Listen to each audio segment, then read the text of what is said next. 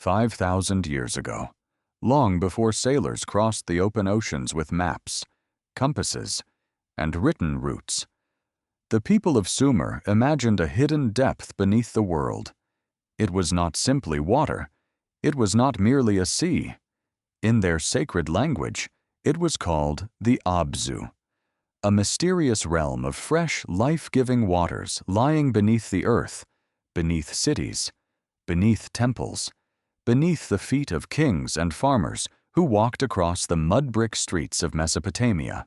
What if the first great mystery of Sumer was not in the sky, among the gods and stars, but below the ground, in a silent ocean no human eye could see? The ancient texts do not describe this place as an underwater civilization in the modern sense. Archaeologists have not discovered a sunken Sumerian empire beneath the sea. That must be said clearly. But the texts do reveal something just as strange. The earliest writers of civilization believed that beneath the visible world there existed another region, an invisible reservoir of power, wisdom, fertility, and divine presence. From this hidden deep creation itself could be renewed. From this unseen water, gods could speak. From this buried ocean, civilization could rise.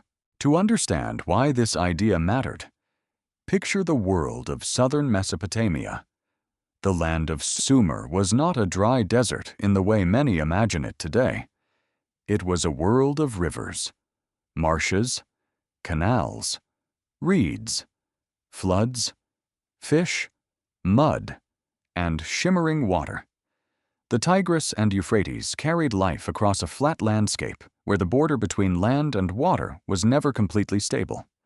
Fields could appear where marsh once stood. Homes could vanish when river channels shifted.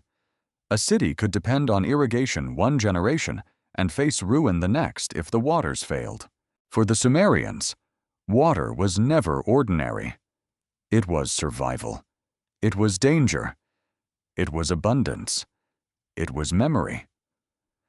And because water came from sources both visible and invisible, it was easy to imagine that the world itself rested on a deeper mystery. The Abzu was usually understood as a great subterranean body of fresh water. It was not the salty ocean beyond the land, but a hidden fresh water deep. This mattered because fresh water made civilization possible. It filled canals. It fed crops. It allowed barley to grow, animals to drink, clay to soften, bricks to form, and temples to rise. If the gods had a secret chamber beneath creation, the Sumerians imagined it not as fire, not as darkness alone, but as water. And at the heart of this watery mystery stood Enki, later known in Akkadian tradition as Ea. Enki was the god of wisdom, crafts, magic, purification, creation, and the life-giving deep. He was not usually portrayed as a distant storm god ruling from the highest sky. His sacred power came from below. He was the lord of hidden waters, the keeper of divine plans, the one whose intelligence flowed quietly beneath the surface of the world. Why would wisdom come from beneath the earth? That question opens a door into the Sumerian imagination. In many later traditions, truth descends from heaven. Revelation comes from above. The sky becomes the realm of ultimate authority. But in Sumer, some of the most powerful knowledge rose from below, from the deep, from the unseen waters that supported life. This does not mean Sumerian religion ignored the heavens. The moon, stars, sun, and planets carried enormous importance. Yet the Abzu suggests something more mysterious. It suggests that beneath the ordered world of cities and kings there was a hidden source, older than human memory, older than walls, older than writing itself. Imagine a Sumerian priest standing inside a temple courtyard at dawn.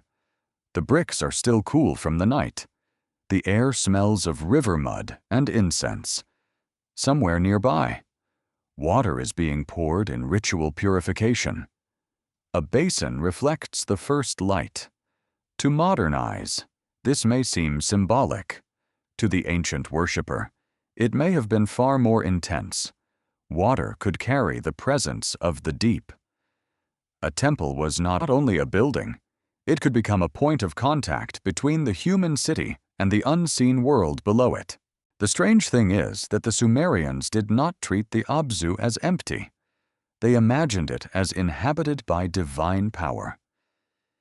In myths and hymns, Enki's dwelling is linked to this deep. His domain is not chaotic in the simple sense. It is rich, ordered, intelligent, and creative. The Abzu is where wisdom can be stored, where divine decrees can be guarded, where the potential of life waits beneath the surface. Could this have grown from the environment itself? Modern historians and archaeologists often connect Sumerian religious imagery to the physical world of Mesopotamia. This interpretation does not reduce the myth to geography. Instead, it helps explain why certain symbols became so powerful. In southern Iraq, groundwater, river systems, wetlands, and irrigation networks created a world where life truly seemed to rise from hidden waters. Dig into the earth, and moisture appears. Open canals and fields live. Control water, and cities flourish. Lose control of water, and civilization begins to tremble. To a people living in such a landscape, the idea of a sacred deep beneath the earth was not abstract. It was felt in the body. It was seen in the harvest. It was heard in the movement of reeds. It was written into the architecture of survival. But the Abzu was not only a natural image, it was a cosmic idea. It belonged to a universe arranged in layers. The heavens above, the earth of human life, the waters beneath, and the shadowed regions associated with the dead formed a complex sacred geography. The ancient texts do not give one single neat diagram that solves everything. Instead, they preserve fragments, hymns, myths, temple names, divine titles, and ritual phrases. The mystery comes from assembling these pieces without pretending they say more than they do. What ancient texts describe is a world in which water exists before order, beneath order, and within order. What archaeologists know is that Sumerian cities depended on real hydraulic systems, canals, rivers, and marsh ecology. What historians believe is that religious ideas about the Abzu were shaped by both theology and environment. What modern interpretations suggest is that the Abzu may represent one of humanity's earliest attempts to imagine a hidden foundation of existence. Yet the deeper we look, the more unsettling the image becomes. Because the Abzu is not only life-giving, it is also hidden. It is below sight. It is powerful precisely because humans cannot fully enter it. The Sumerians built temples, performed rituals, sang hymns, and carved words into clay. But the realm itself remained beyond ordinary reach. It was known through story, ritual, and symbol. It was close enough to sustain life, yet distant enough to remain mysterious. That tension is what gives the Abzu its strange force. It is not a lost continent waiting on the seafloor. It is a lost world in the ancient mind, a cosmic depth beneath human certainty, and perhaps that is why it still fascinates us. Modern people also live on surfaces.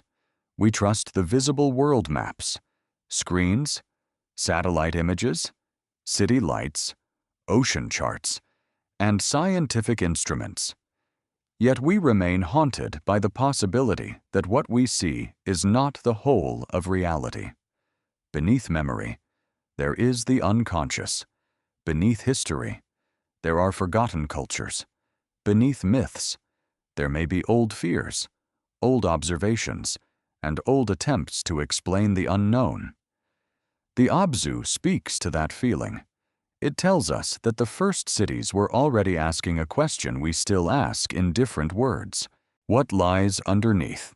The Sumerians did not answer this question with a laboratory. They answered it with divine geography. They imagined a secret water realm from which wisdom flowed into the world. Enki, Lord of the Deep, becomes a figure of hidden intelligence. His water is not random. It is connected to order, skill, fertility, purification, and creation. This is why the Abzu cannot be dismissed as a simple mythic ocean. It is a structure of thought. It is a way of saying that civilization depends on invisible foundations. Every city knows this.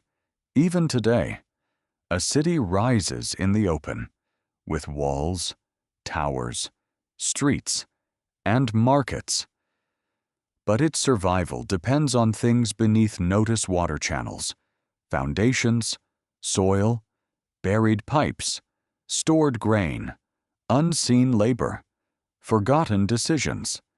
Sumerian myth gave this invisible dependence a divine name, the Abzu. Still, one question remains difficult. Why did Sumer place such sacred importance on a hidden watery depth instead of only worshipping the visible rivers that sustained them? The Tigris and Euphrates were obvious. Floods were obvious. Canals were obvious. But the Abzu was not obvious in the same way. It required imagination. It required belief that what nourishes the world may originate somewhere deeper than the world humans can see. This is where the mystery becomes more than mythology. It becomes psychological. The Abzu may represent the ancient experience of dependence on forces beyond control. The farmer opens a canal, but cannot command the season. The king builds a city, but cannot guarantee permanence. The priest performs purification, but cannot see the divine source. Human beings act on the surface. The source remains hidden. What if the hidden ocean was a way of describing the oldest truth civilization ever learned, that life rests on powers it cannot fully master? In the ruins of Mesopotamia, this idea survives not as a complete book, but as scattered voices. A hymn here, a divine title there, a temple name, a mythic phrase, a god associated with flowing waters and secret wisdom. Each fragment is like a shard of pottery lifted from the earth, incomplete, but still carrying the shape of something once whole. One can almost see the scene, a clay tablet drying in the sun.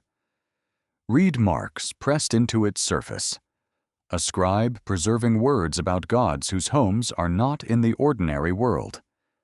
Around him, canals glimmer. Beyond the city, marsh birds rise from the reeds.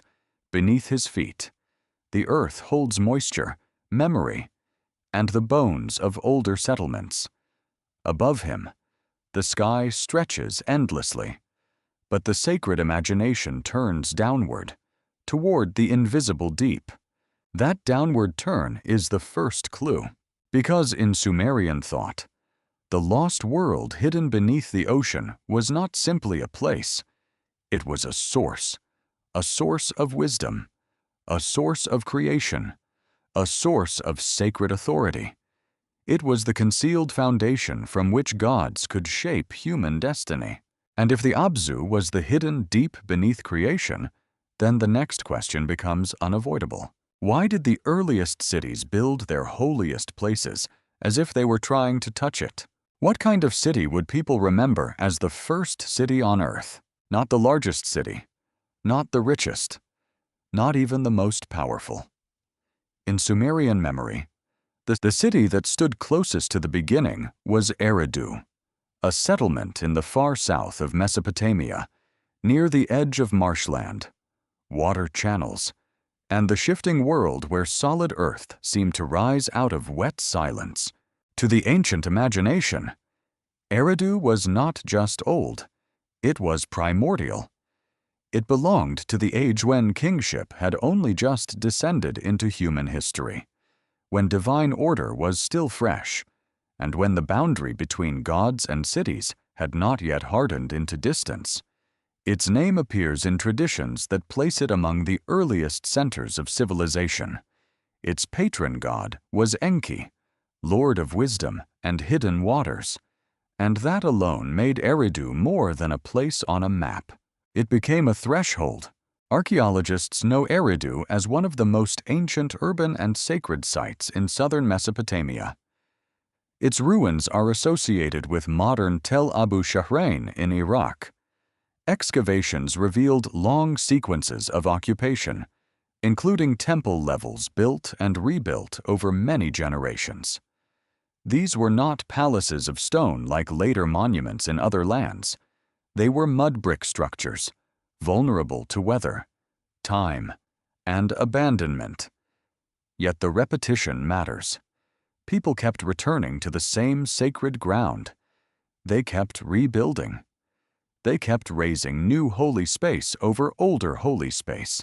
Why would generation after generation rebuild on one spot? A practical answer is possible.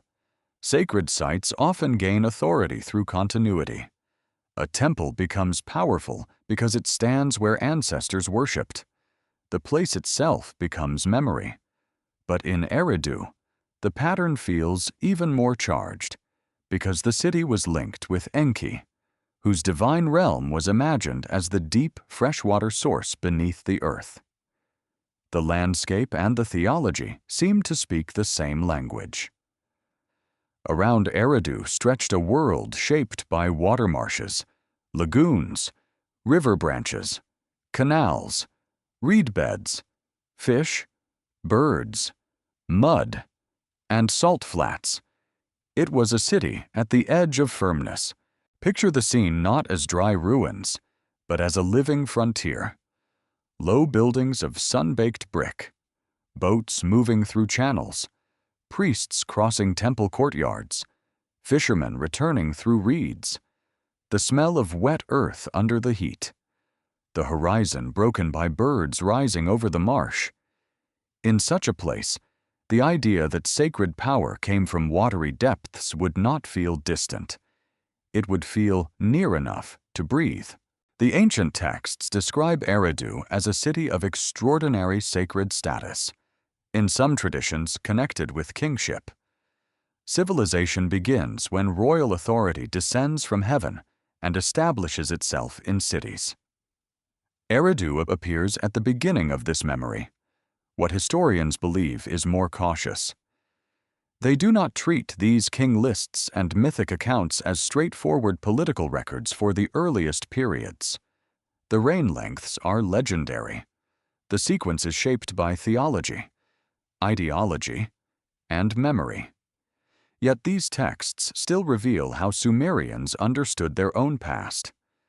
They believed civilization had a divine origin, and Eridu belonged close to that origin. That is the key. Even when myth is not literal history, it can preserve what a culture considered meaningful. Eridu may not have ruled all Mesopotamia in the way later empires ruled territories, but in sacred memory, it held a different kind of power. It was the city where the deep touched human order. It was the place where Enki's wisdom could be imagined as entering the world. It was not merely inhabited, it was chosen. And the archaeological record gives that memory a physical shadow. At Eridu, the temple sequence suggests a long investment in sacred architecture. Structures were constructed, modified, buried, and replaced. Each new building rested upon what came earlier. Over time, this created a mound, a rising mass of accumulated worship. To modern eyes, a tell is a mound of ruin. To an ancient community, such elevation could become sacred biography. The city grew upward because the past was never completely removed. It remained underfoot. What if Eridu's holiness came not only from its god, but from the feeling that every new temple stood above older layers of contact with the divine? This is where archaeology and myth begin to echo without becoming the same thing. Archaeology shows rebuilding, occupation, ritual space, and material continuity. Myth describes origins, divine presence, and sacred authority. They are not identical records. One comes from soil. One comes from story. Yet both point to Eridu as a place where beginnings mattered. In the Sumerian world, beginnings had power. The first city was not merely old, it was closer to the moment when order emerged. The first temple was not merely an early building, it was closer to the first act of sacred establishment. The first king was not merely the earliest ruler. He stood near the mystery of kingship itself. Why did the Sumerians care so deeply about first things? Because civilization was fragile. A city could collapse. A canal could fail. A dynasty could be defeated. A temple could be abandoned. But if a city could claim a connection to the beginning, it possessed a kind of cosmic legitimacy. Its authority reached beyond politics. It touched creation. Eridu's story becomes even more haunting when we remember that the southern Mesopotamian landscape was constantly changing. River courses shifted. Marshes expanded and receded.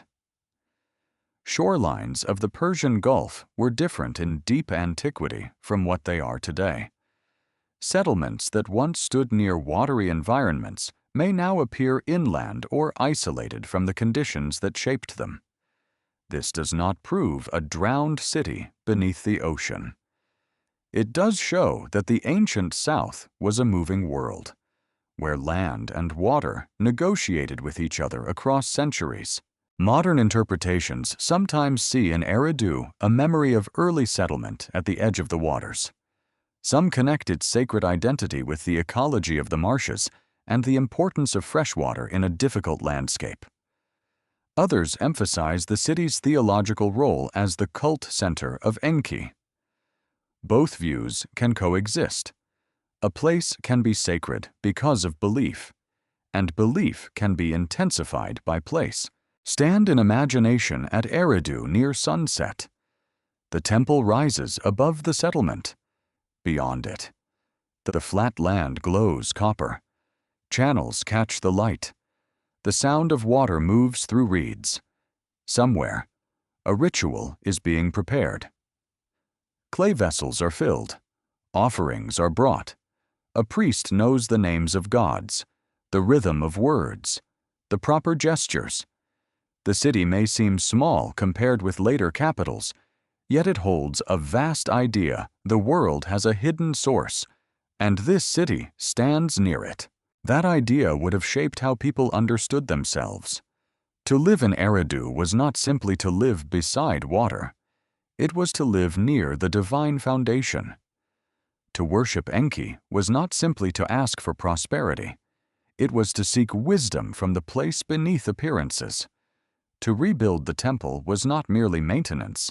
It was a renewal of the connection between human order and the unseen deep. But there is a troubling detail in the way ancient memory works. Eridu is remembered as first, yet the past it points toward is already unreachable. The stories were written down by scribes long after the earliest phases of settlement. The archaeological layers are silent unless interpreted. The mythic accounts speak in sacred language, not modern history. Between the first mud brick shrine and the later literary memory lies a gulf of time. What happened inside that gulf? Perhaps customs changed. Perhaps older rituals were absorbed into newer theology. Perhaps the fame of Eridu grew as later cities sought to organize the past into a meaningful pattern. Perhaps a real ancient sanctuary became, over centuries, a symbol of the world's first sacred center. None of this weakens the mystery. It deepens it. Human beings do not remember the beginning as it was. They remember it as they need it to be. Eridu may have been a city, a sanctuary, a marshland community, a cult center, and a mythic origin point all at once. That combination is what makes it so powerful. It stands at the intersection of earth and water, archaeology and sacred story, political memory and cosmic imagination. And then comes the strange question, why did the memory of Eridu survive so strongly when so much else from the early world vanished? Countless villages disappeared without names. Early shrines crumbled back into mud. Generations lived and died with no surviving voice. Yet Eridu remained in the written imagination. Scribes copied traditions that placed it at the beginning. Theologians preserved its link with Enki. Later cultures inherited pieces of its sacred geography. The city became a name that carried depth, maybe because Eridu represented something greater than itself. It was not only a settlement in southern Mesopotamia, it was the idea that civilization had a birthplace, and that this birthplace was connected to hidden waters.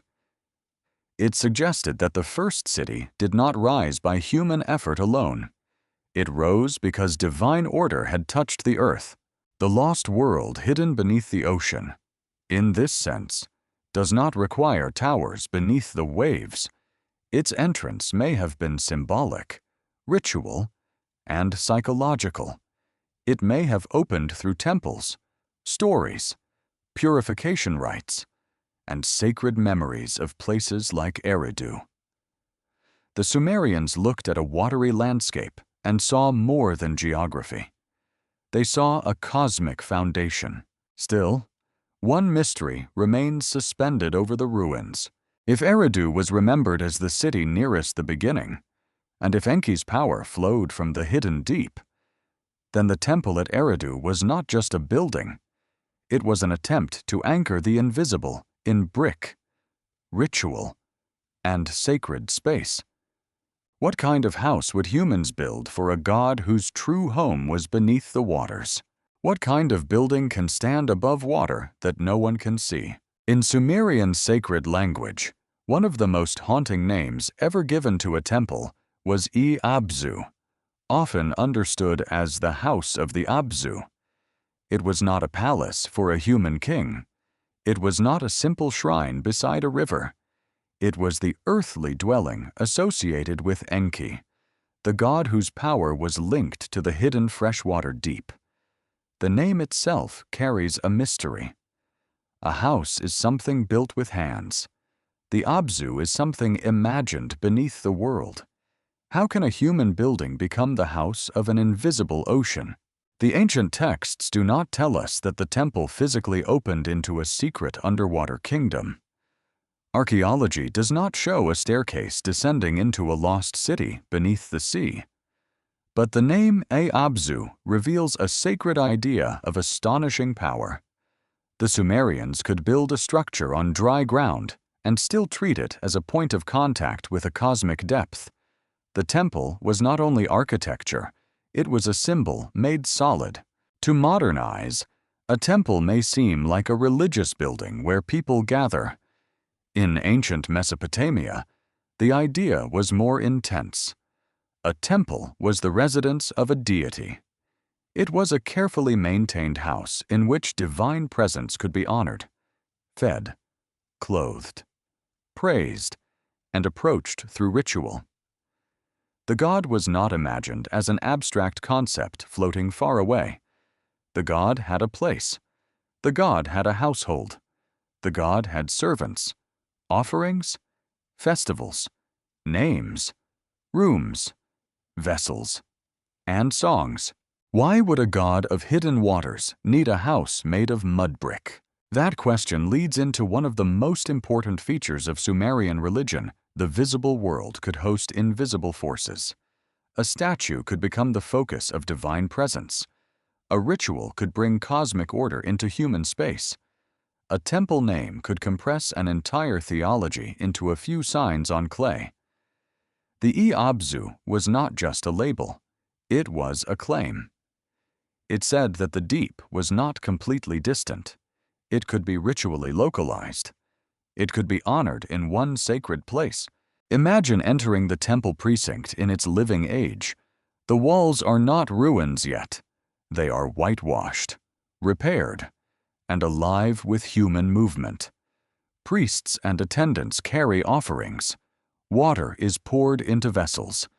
Incense smoke rises in thin streams. The sound of spoken hymns moves through enclosed rooms. Outside, the sun presses against the flat land. Inside, shadow and ritual create a different atmosphere. Every gesture has meaning. Every vessel belongs to an order older than the people performing it. The Sumerian temple was a machine of sacred attention. That phrase is a modern interpretation, not an ancient translation, yet it helps us understand what was happening.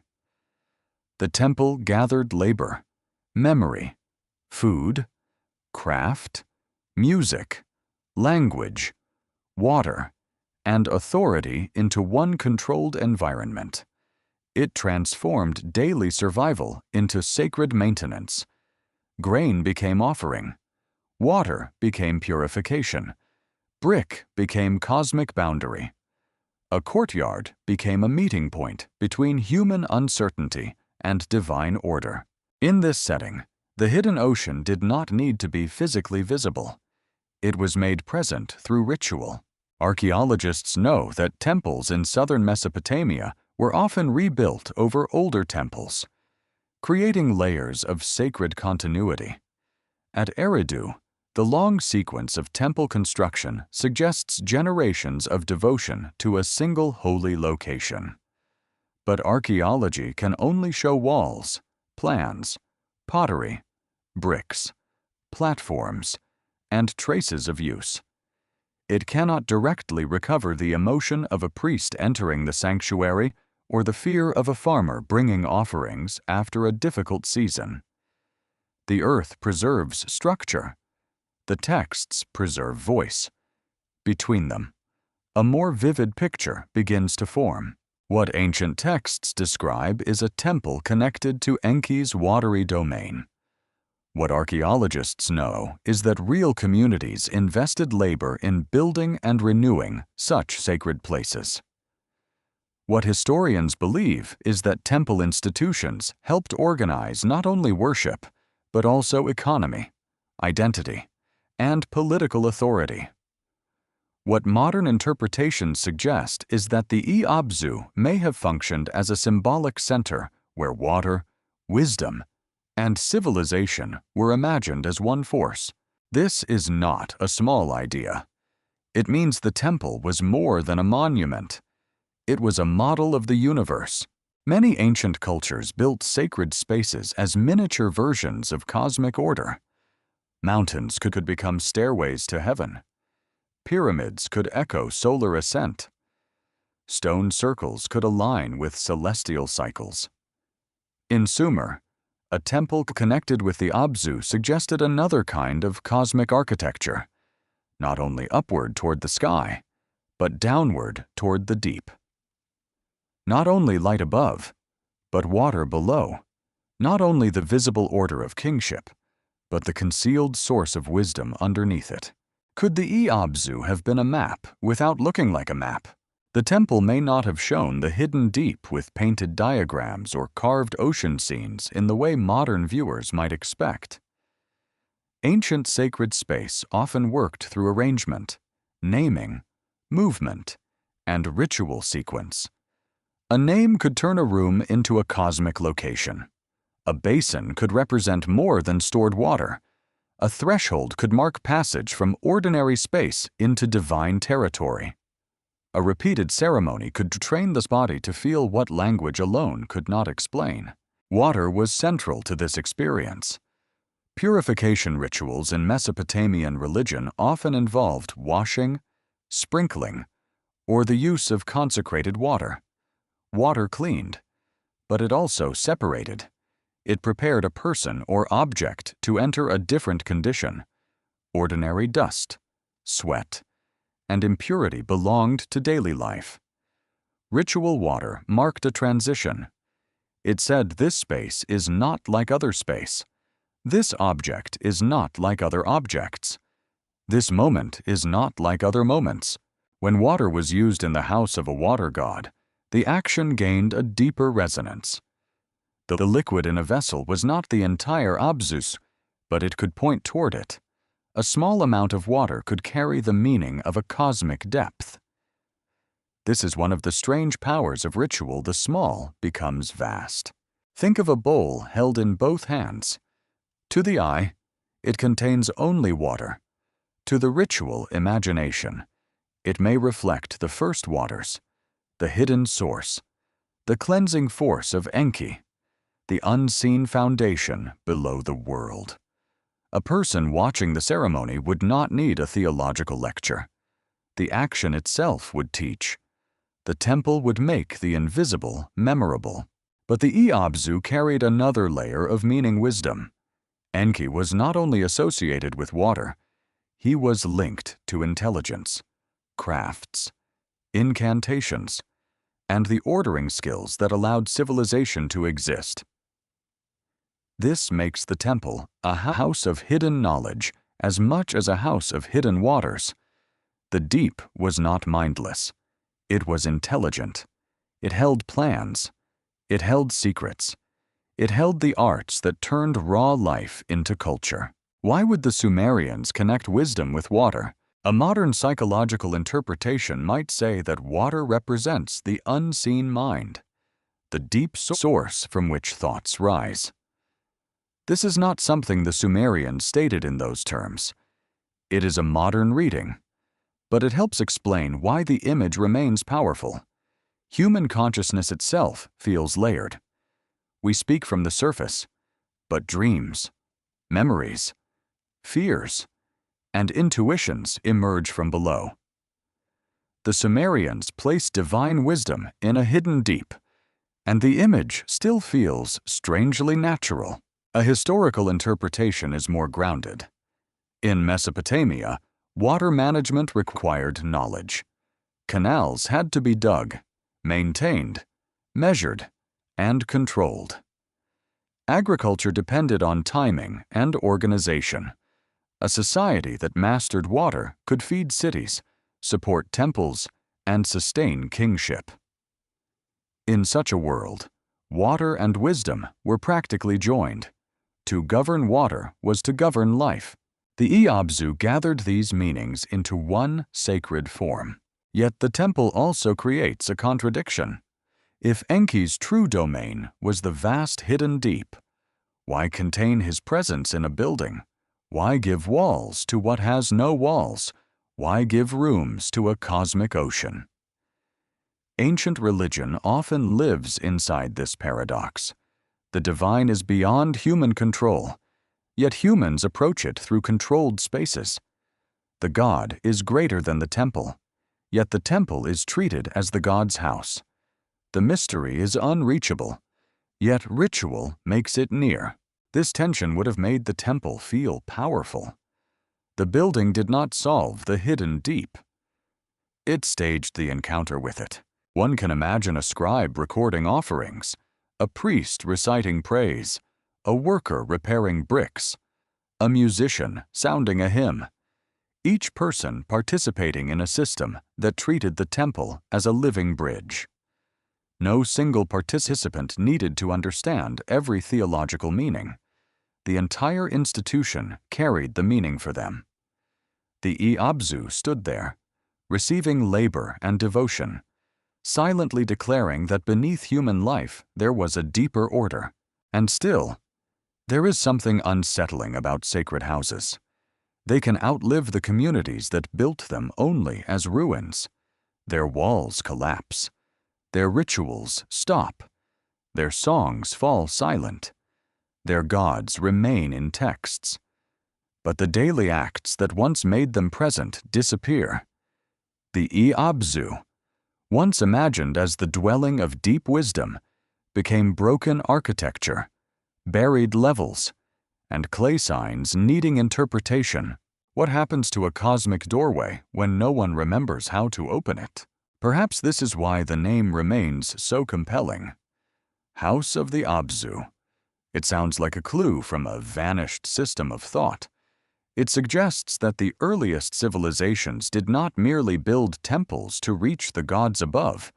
They also built sacred structures to face the depths below.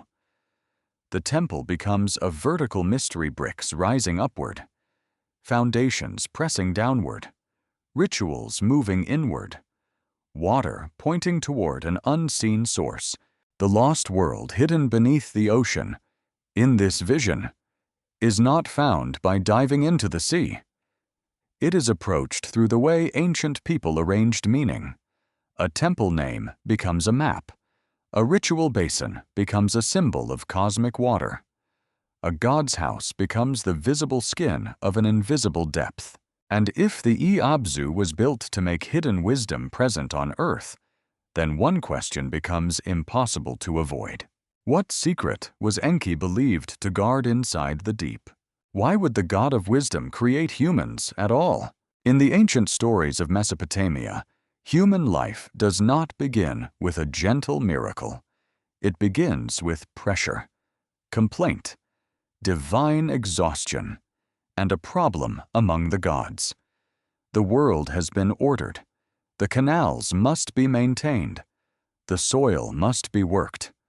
Food must be produced, temples must be supplied, and even divine society needs labor. Then, in the shadows of this sacred crisis, Enki appears not simply as a water god, but as a strategist. He does not create mankind because the universe is empty. He creates mankind because the divine world needs a solution. That idea is startling.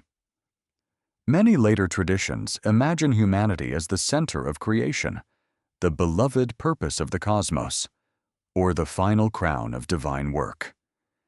Sumerian and wider Mesopotamian traditions can feel colder, stranger, and more uncomfortable. Humans are precious, yes, but also functional. They serve, they maintain, they offer, they build. They feed the gods through ritual systems. They take on burdens that once belonged elsewhere. What if the earliest written stories about human origins were not asking, "Why are we special, but why were we made useful?" The Sumerian myth, often called Enki and Ninmah, gives one of the most important windows into this mystery. The exact ancient wording survives through tablets copied in later scribal settings.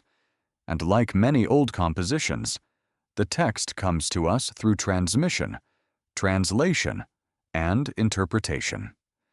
It should not be treated as a modern eyewitness report of belief in one fixed doctrine. It is a mythic account, a sacred story that reveals how ancient writers imagined divine creation, human weakness, and the strange intimacy between gods and mortals. In the story, the gods face hardship. Labor weighs heavily. A solution must be found. Enki, associated with wisdom and the deep, is involved in the creation of human beings. Ninmah, a great mother goddess, also known in related traditions through names such as Ninhursag, plays a vital role connected with birth, formation, and the shaping of life. Humanity is formed from clay, the most ordinary substance of Mesopotamia, the material beneath every footstep, every wall, every tablet, every field canal, every broken brick. This detail matters. Clay is humble, but it is also miraculous. Press it, and it takes shape. Dry it, and it hardens. Wet it, and it softens again. The same material could become a tablet carrying sacred words, a brick carrying a temple wall, a vessel carrying water, or a figurine representing a living form. To say that humans were made from clay was not to call them worthless. It was to place them inside the creative substance of the land itself. The body, in this vision, belongs to the mud of civilization. Picture a divine workshop rather than a garden. The gods are not simply admiring a finished paradise. They are addressing a cosmic imbalance. There is labor to be done. There are channels to keep open. There is divine order to sustain. A mother goddess shapes. Enki advises.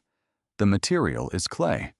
The result is humanity, fragile, intelligent, dependent, and strangely capable of serving beings far greater than themselves.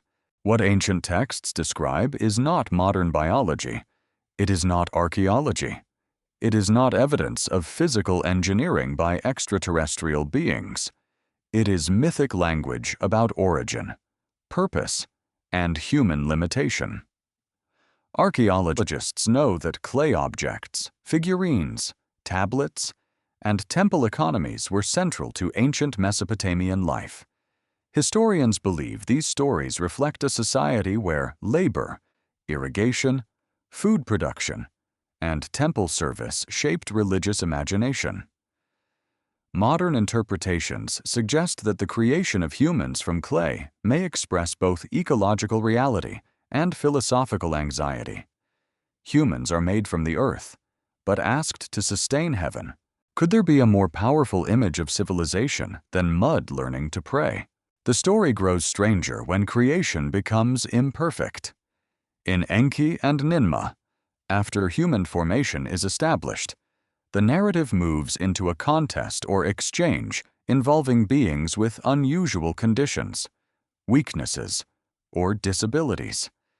Ninmah creates humans with various limitations, and Enki assigns them places in society. Then Enki produces a being so helpless, so difficult to classify, that Ninmah struggles to find a role for it.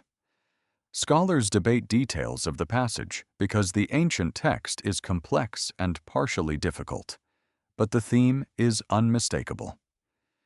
Creation is not only about strength, it is also about vulnerability.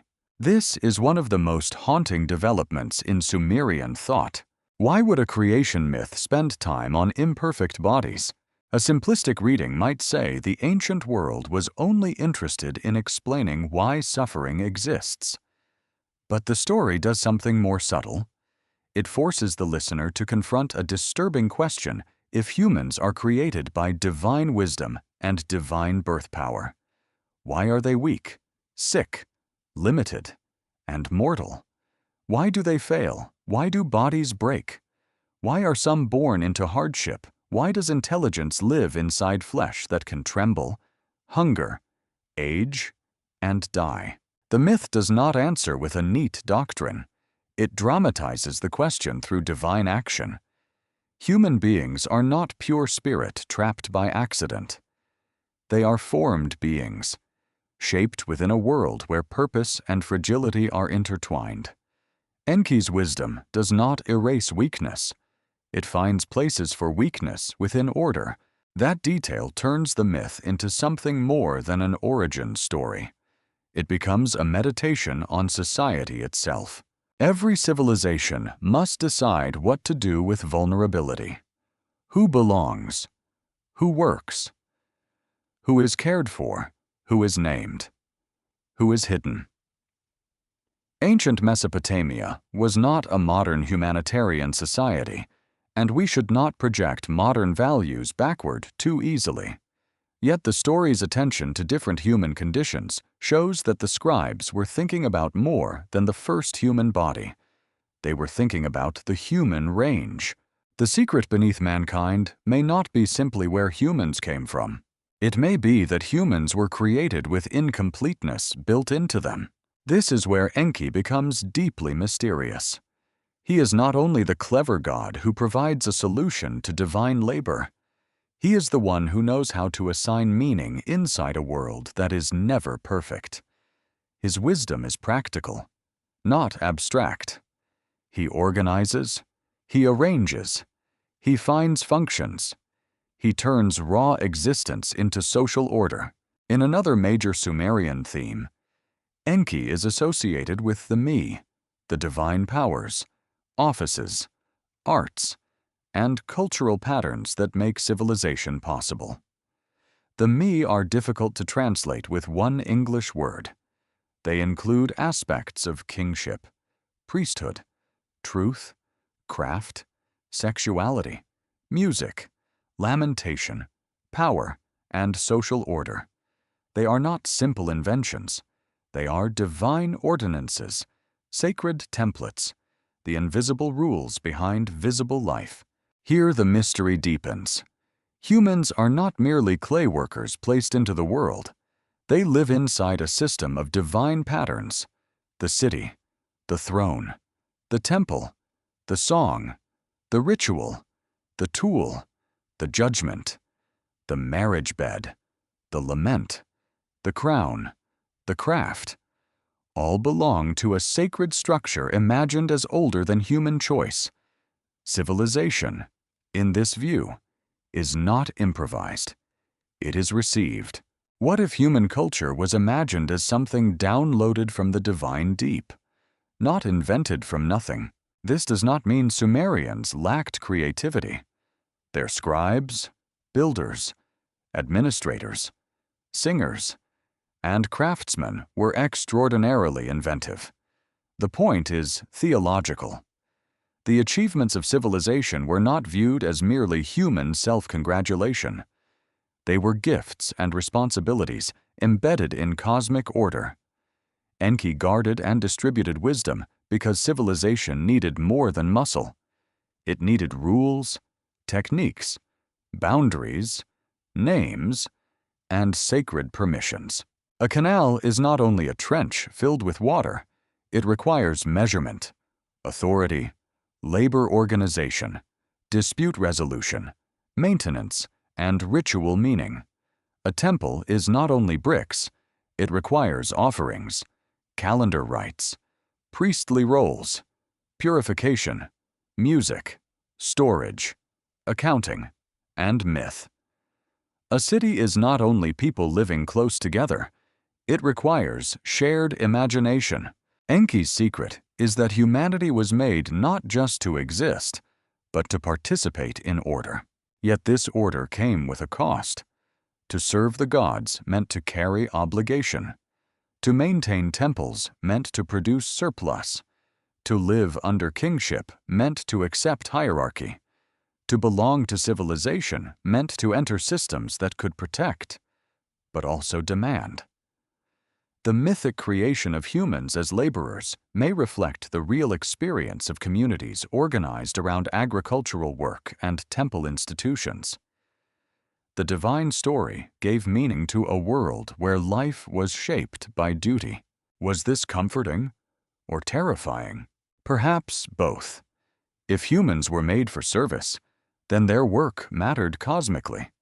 The farmer's grain, the brewer's beer, the shepherd's animals, the singer's hymn, the scribe's tablet, all participated in sustaining the relationship between gods and city.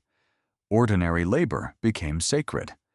But the same idea could also place human beings beneath an immense burden. Life was not free-floating. It was owed. This may explain why Enki is often such an appealing figure in Mesopotamian imagination. He is powerful, but not merely forceful. He is cunning, generous, unpredictable, and deeply connected with the survival of humans.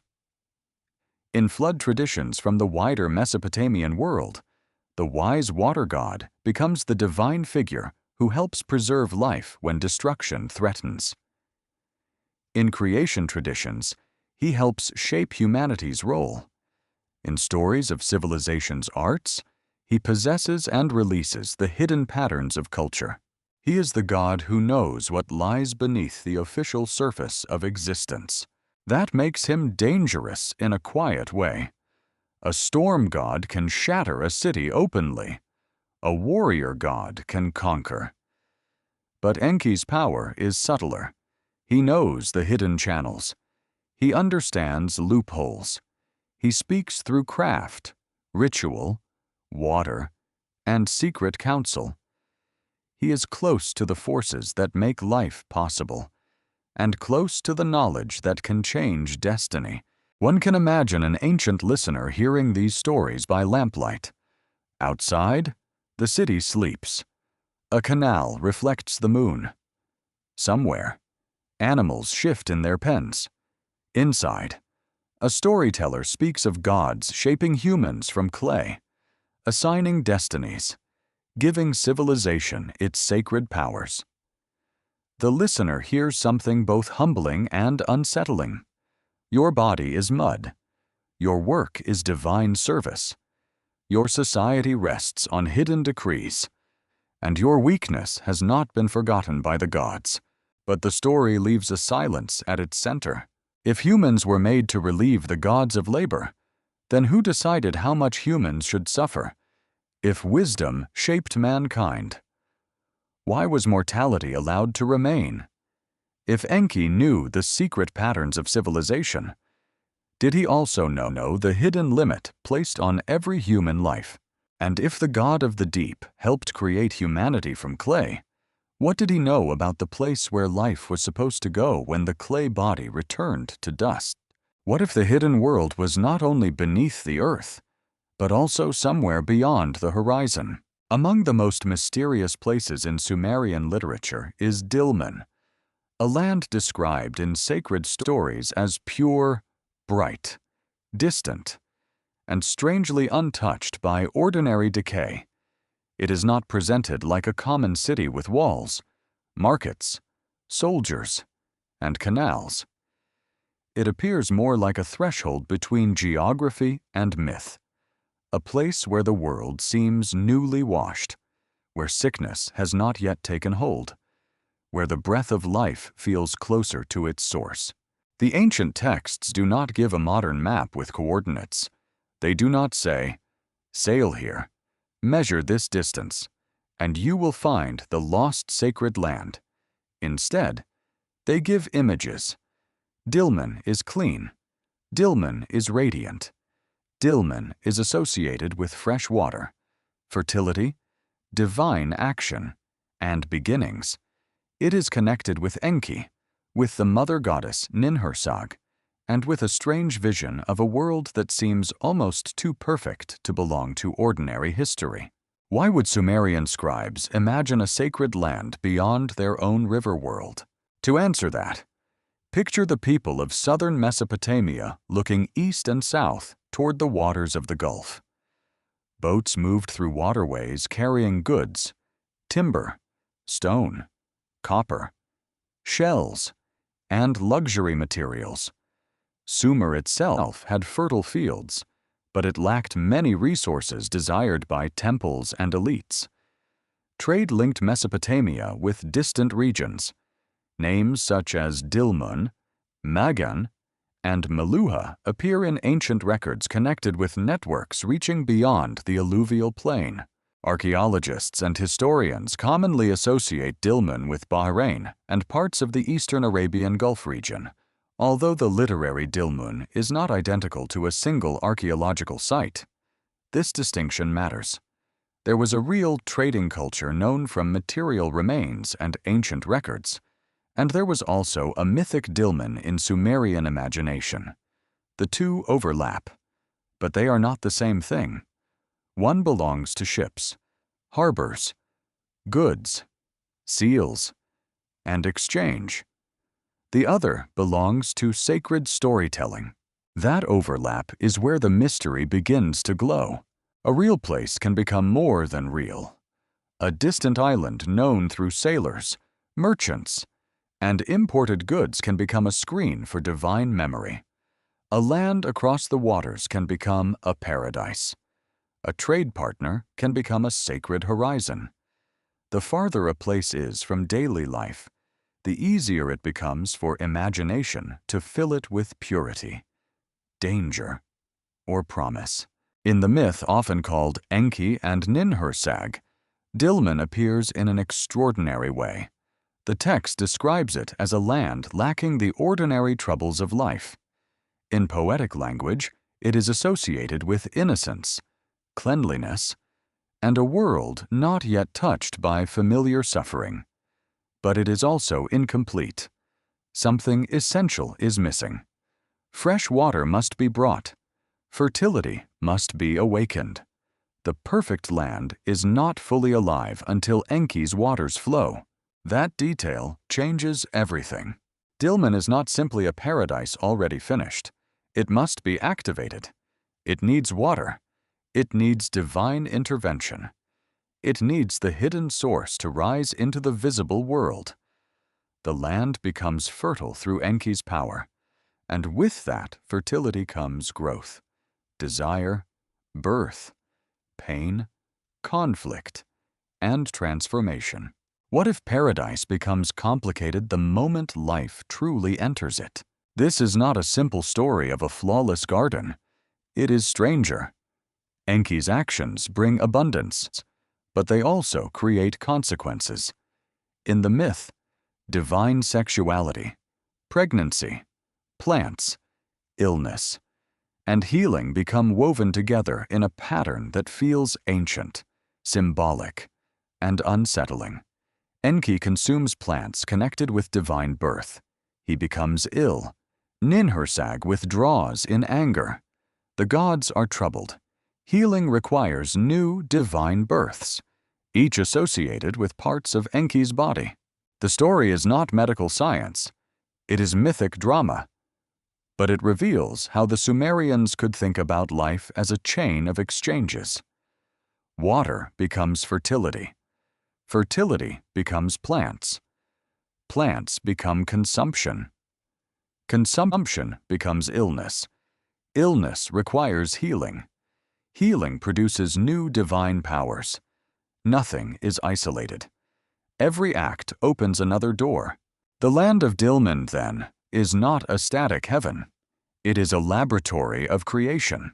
What ancient texts describe is a sacred place where purity, water, sexuality, sickness, and healing are brought into one narrative field.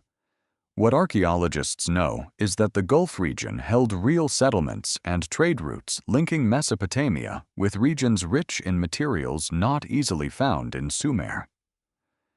What historians believe is that Dilmun's mythic status may have grown from a combination of religious imagination and real maritime contact. What modern interpretations suggest is that Dilmun reflects a deep human longing to locate a place where death, sickness, and disorder have not yet conquered life. But the myth refuses to let that longing remain simple. The moment Dilmun becomes fertile, it becomes dramatic. It is no longer only pure, it is productive, and production brings risk. This is one of the oldest truths hidden inside creation stories. A world without suffering may also be a world without movement. A world without birth may be peaceful, but empty. A world without desire may be clean, but silent. The Sumerian imagination seems to understand that life requires disturbance.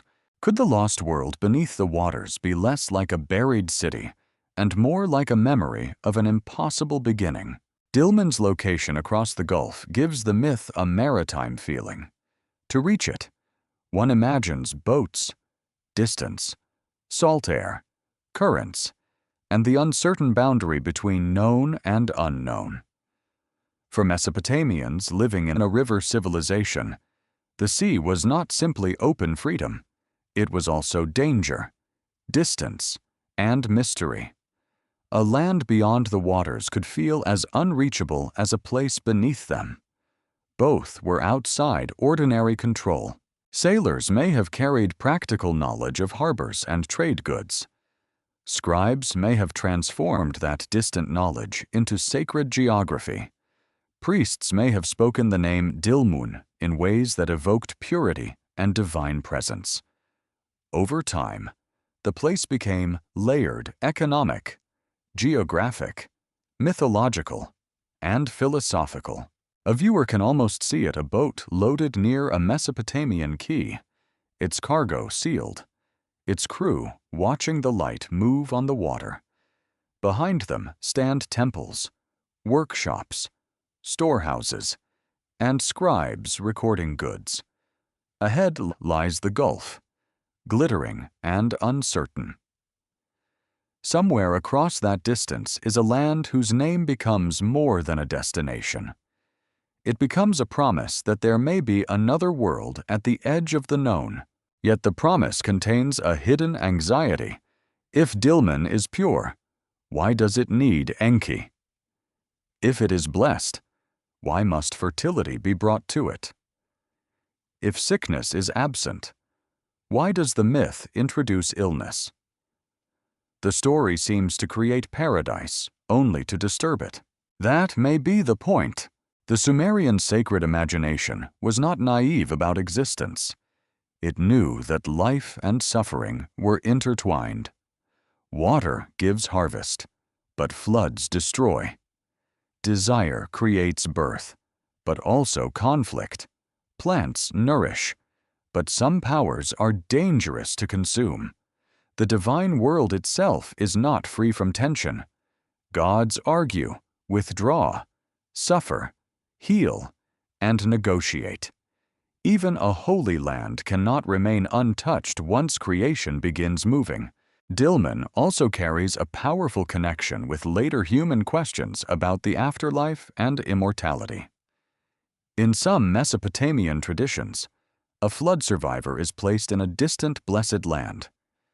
The idea of being taken beyond ordinary human fate to a remote sacred region echoes through ancient Near Eastern thought. This does not mean all these traditions are identical. They differ in language, theology, and purpose. But the pattern is compelling across water, beyond the familiar world. There may be a place where the rules of mortal life are changed. Why does immortality so often appear at the edge of the map? Maybe because the center of the map belongs to ordinary life. There, people farm, marry, argue, grow old, bury the dead, repair houses, and pay debts. The edge of the map can hold what daily life cannot contain. It can hold the untouched land, the island of the blessed, the garden of the gods, the mountain of assembly, the source of rivers, the place where death loses authority.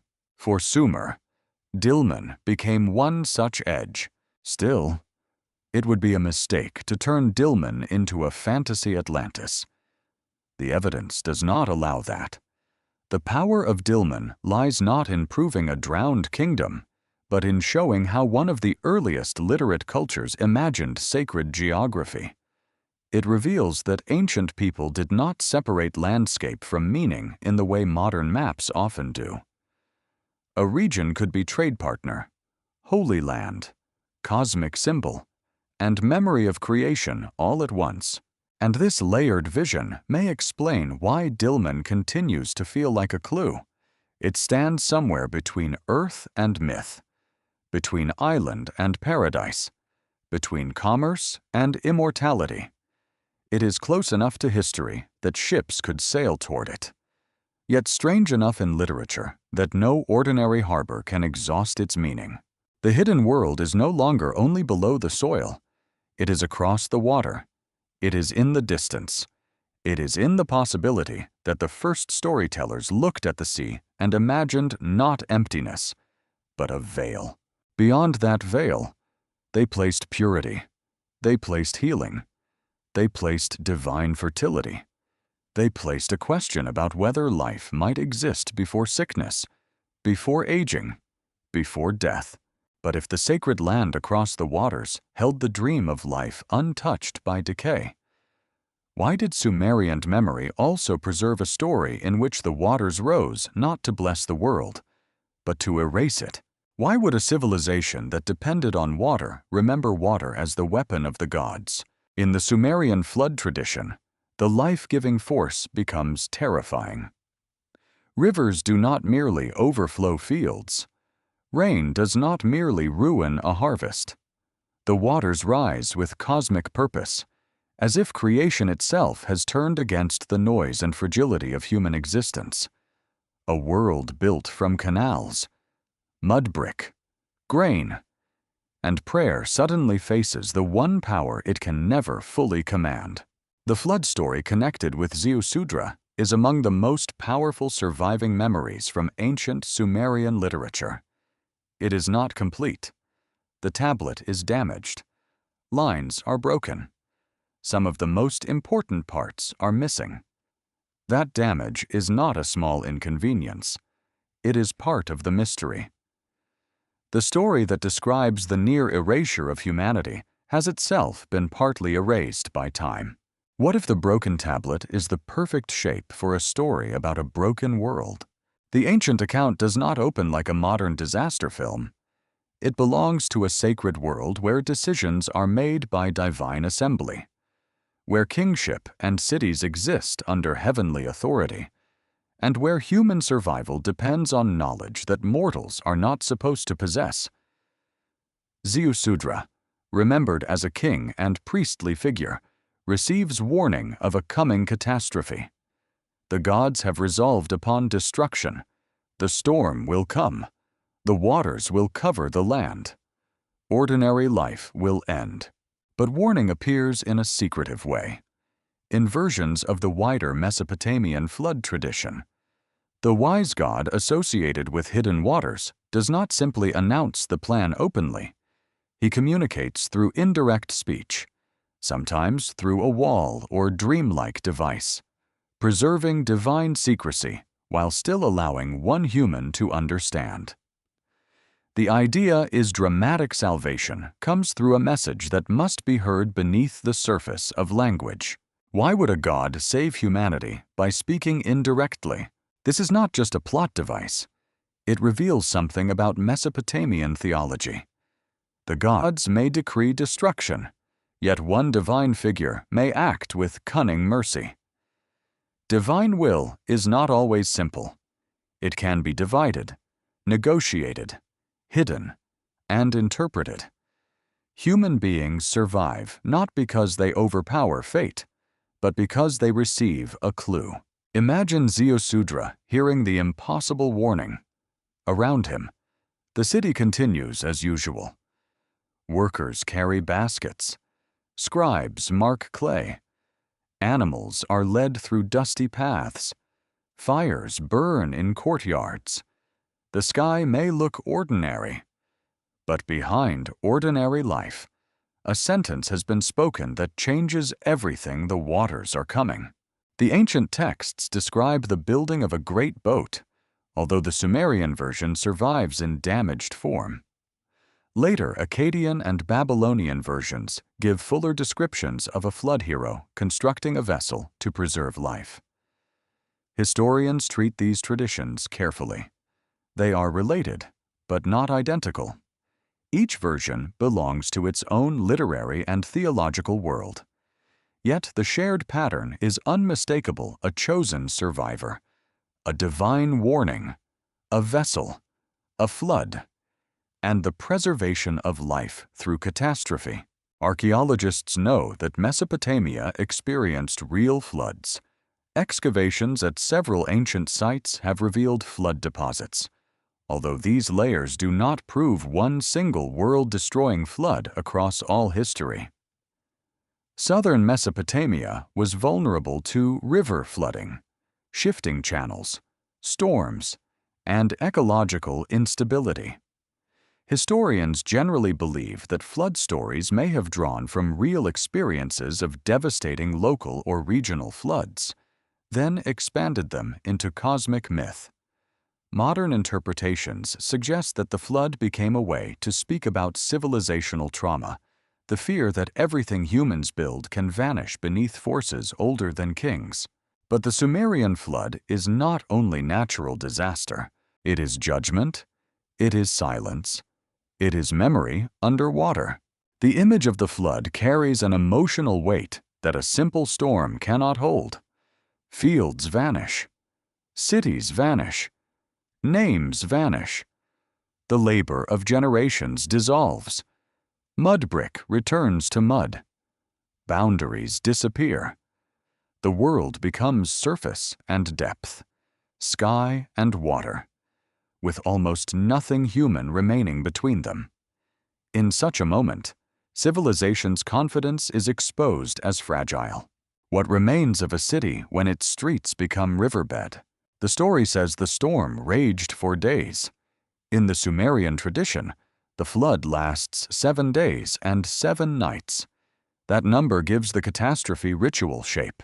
It is not random time. It is measured, complete, almost ceremonial. The storm does not merely happen. It fulfills a terrible span. Then, when the violence ends, the world is altered. The survivor emerges not into triumph, but into awe. This is one of the most haunting aspects of the flood story. Survival is not presented as simple happiness. To be saved is also to have witnessed the disappearance of nearly everything familiar. The survivor carries a burden no one else can fully understand. He becomes a living bridge between a drowned world and a renewed one. Ziusudra's response is reverence. He bows, offers sacrifice, and honors the divine powers. The gods grant him a destiny beyond ordinary humanity. In the Sumerian version, he is given life like a god and settled in a distant sacred place. The flood hero does not simply return to rebuild his old neighborhood. He is removed into a different condition of existence. Why would surviving the flood place a human beyond normal human fate? Perhaps because he has crossed a boundary no ordinary person crosses. He has passed through the death of the world while still alive. He has entered a watery chaos and emerged from it. In symbolic terms, he has undergone a cosmic initiation. The flood becomes not only destruction, but passage. The boat becomes not only a vehicle, but a womb of survival. The waters become not only punishment, but the terrible medium through which one age ends and another begins. This is where the flood story touches the deepest human fear, not individual death alone, but the death of memory. A person can die and still be remembered by family. A king can die and still leave inscriptions. A city can fall and still remain in stories. But a flood threatens all traces. It erases graves, homes, tablets, streets, and names together. It does not kill only bodies. It attacks continuity, and yet the existence of the story proves that memory survived. There is a profound contradiction here. The flood is remembered as an event of erasure, but it reaches us because scribes preserved it. Clay tablets, the very products of wet earth shaped and dried, carried a story about waters that nearly returned everything to mud. The medium and the message belong to the same elemental world. Clay remembers water. Could that be why flood stories held such power in Mesopotamia? Not because they recorded one simple event exactly as modern history demands, but because they expressed the terrifying relationship between water and civilization. Water creates the clay tablet, then threatens to dissolve the city that writes on it. Water feeds the field, then overwhelms the field. Water purifies the temple, then drowns the land. Water is blessing and judgment in one element. The flood also raises a difficult theological question. If humans were created to serve the gods, why destroy them? Some Mesopotamian traditions suggest that human noise or overpopulation disturbed the divine realm. Others frame the decision within divine councils whose logic is not fully explained to mortals. The surviving Sumerian text is too fragmentary to answer every question. That incompleteness matters. It leaves the listener facing the same uncertainty ancient people may have felt. The gods make decisions, and humans do not always know why. This uncertainty creates the emotional force of the story. Human beings can be faithful and still vulnerable. Cities can be sacred and still perish. Divine order can sustain life and still include catastrophe. The flood does not allow a comfortable theology. It makes survival feel like a mystery, not a rite. Visualize the moment when the waters withdraw. No city noise, no marketplaces, no temple festivals, only wet silence, scattered remains, and a survivor standing beneath a changed sky. The world has been washed, but not restored. A new beginning is possible, yet every beginning is haunted by what had to disappear. This is why flood myths are never just about rain. They are about the terror of losing the world that makes identity possible, without city, family, calendar, field, temple, and name. Who is a human being? Ziusudra survives. But he survives as someone transformed. He belongs to life, yet no longer to ordinary life. Modern readers often rush to compare the Sumerian flood story with later flood narratives from Babylonian and Hebrew traditions. The comparisons are important, but they must be handled carefully. Similar patterns exist: divine decision, chosen survivor, vessel, overwhelming waters, sacrifice, and a renewed world. Yet each tradition reshapes the story for its own theology. The Sumerian Ziusudra, the Akkadian Atrahasis, the Babylonian Utnapishtim, and the biblical Noah are not merely the same character wearing different names. They are literary relatives living inside different sacred worlds. The persistence of the pattern is the true mystery. Across centuries, scribes kept returning to the image of a world drowned by divine decision and saved through one fragile vessel. Why? Perhaps because every civilization senses that it lives after some earlier loss. Every city is built over something forgotten. Every tradition inherits stories from damaged beginnings. The flood gives form to that feeling. It says, the world you know is not the first world. Something came earlier, and it was swallowed. But swallowed does not mean meaningless. The flood hero carries memory forward. The tablet carries the hero forward. The broken lines carry the lost world forward. Even damage becomes testimony. The missing portions make the story feel less like fiction and more like an archaeological wound. We do not possess the whole voice. We hear fragments from a civilization that itself feared being reduced to fragments, and at the center of those fragments stands a question that refuses to sink. If the waters once rose to erase human memory, why did the scribes preserve lists of kings who ruled before the deluge? Who were the kings who ruled when the world was still young? In one of the strangest documents from ancient Mesopotamia, royal history does not begin with ordinary dates, familiar battles, or believable reigns. It begins with kingship itself descending from heaven, not a crown passed from father to son, not a throne seized by military force, not a council choosing a ruler. Kingship comes down like a sacred force, as if political authority was not invented by humans, but delivered into the world from above. Then the list names cities: Eridu, Bad Tibira, Larak, Sippar, Shurupak. These are not presented as random settlements. They become stations in a sacred chain of power. Kingship moves from one city to another, and the reigns attached to the earliest rulers are enormous, almost impossible. Some are said to rule for tens of thousands of years. The numbers do not behave like normal history. They feel ceremonial, symbolic, cosmic, or deliberately legendary. Why would ancient scribes preserve royal reigns no one could mistake for ordinary lifespans? This question leads into the Sumerian king list, a text known from several ancient copies and versions. It is not a simple chronicle. It is a literary and political construction.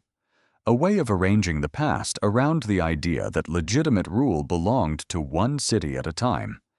When one city's period ended, kingship moved elsewhere. Power was not merely local ambition.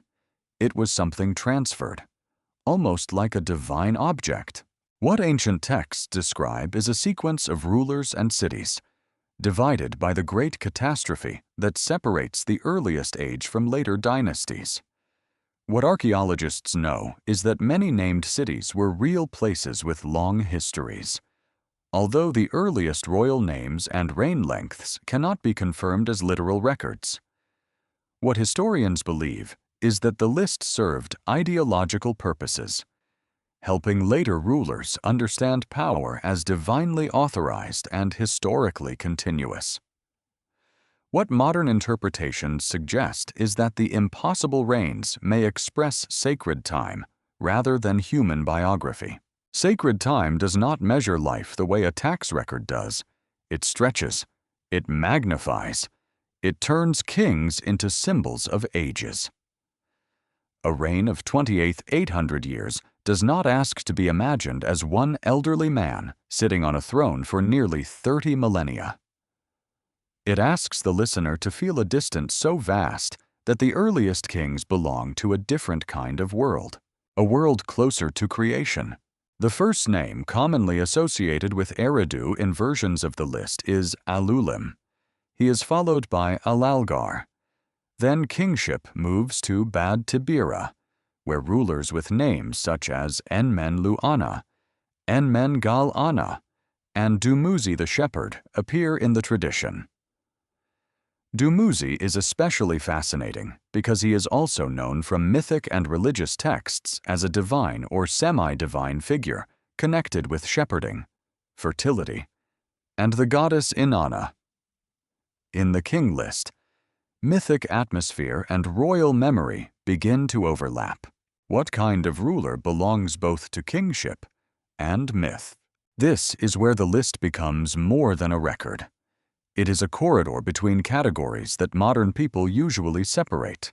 History here, myth there, religion somewhere else, politics in another room. The Sumerian scribal mind did not always draw those boundaries so sharply. A king could be remembered in religious terms. A god could stand near city identity. A mythic name could enter political memory. A list could become a sacred architecture of time. The pre-deluge reigns are especially dramatic because they create an ancient age that is both human and more than human. The rulers are called kings. They rule cities. Their power belongs to institutions that later Mesopotamians would recognize.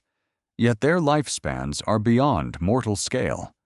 Their world is not fully separated from ordinary civilization, but it is not ordinary civilization either. It feels like a twilight age, where human society has begun but has not yet been reduced to the limits of familiar time. Why place such an age at the beginning? One answer is legitimacy. A city that could claim a place in the oldest chain of kingship gained prestige. Another answer is memory. Ancient societies often organized the past into meaningful patterns rather than neutral timelines. The king list creates a grand narrative. Kingship descends. Cities receive it. Rulers reign. Catastrophe interrupts, and royal order resumes. Power survives disaster because it has divine origin. But there is a quieter and more unsettling answer.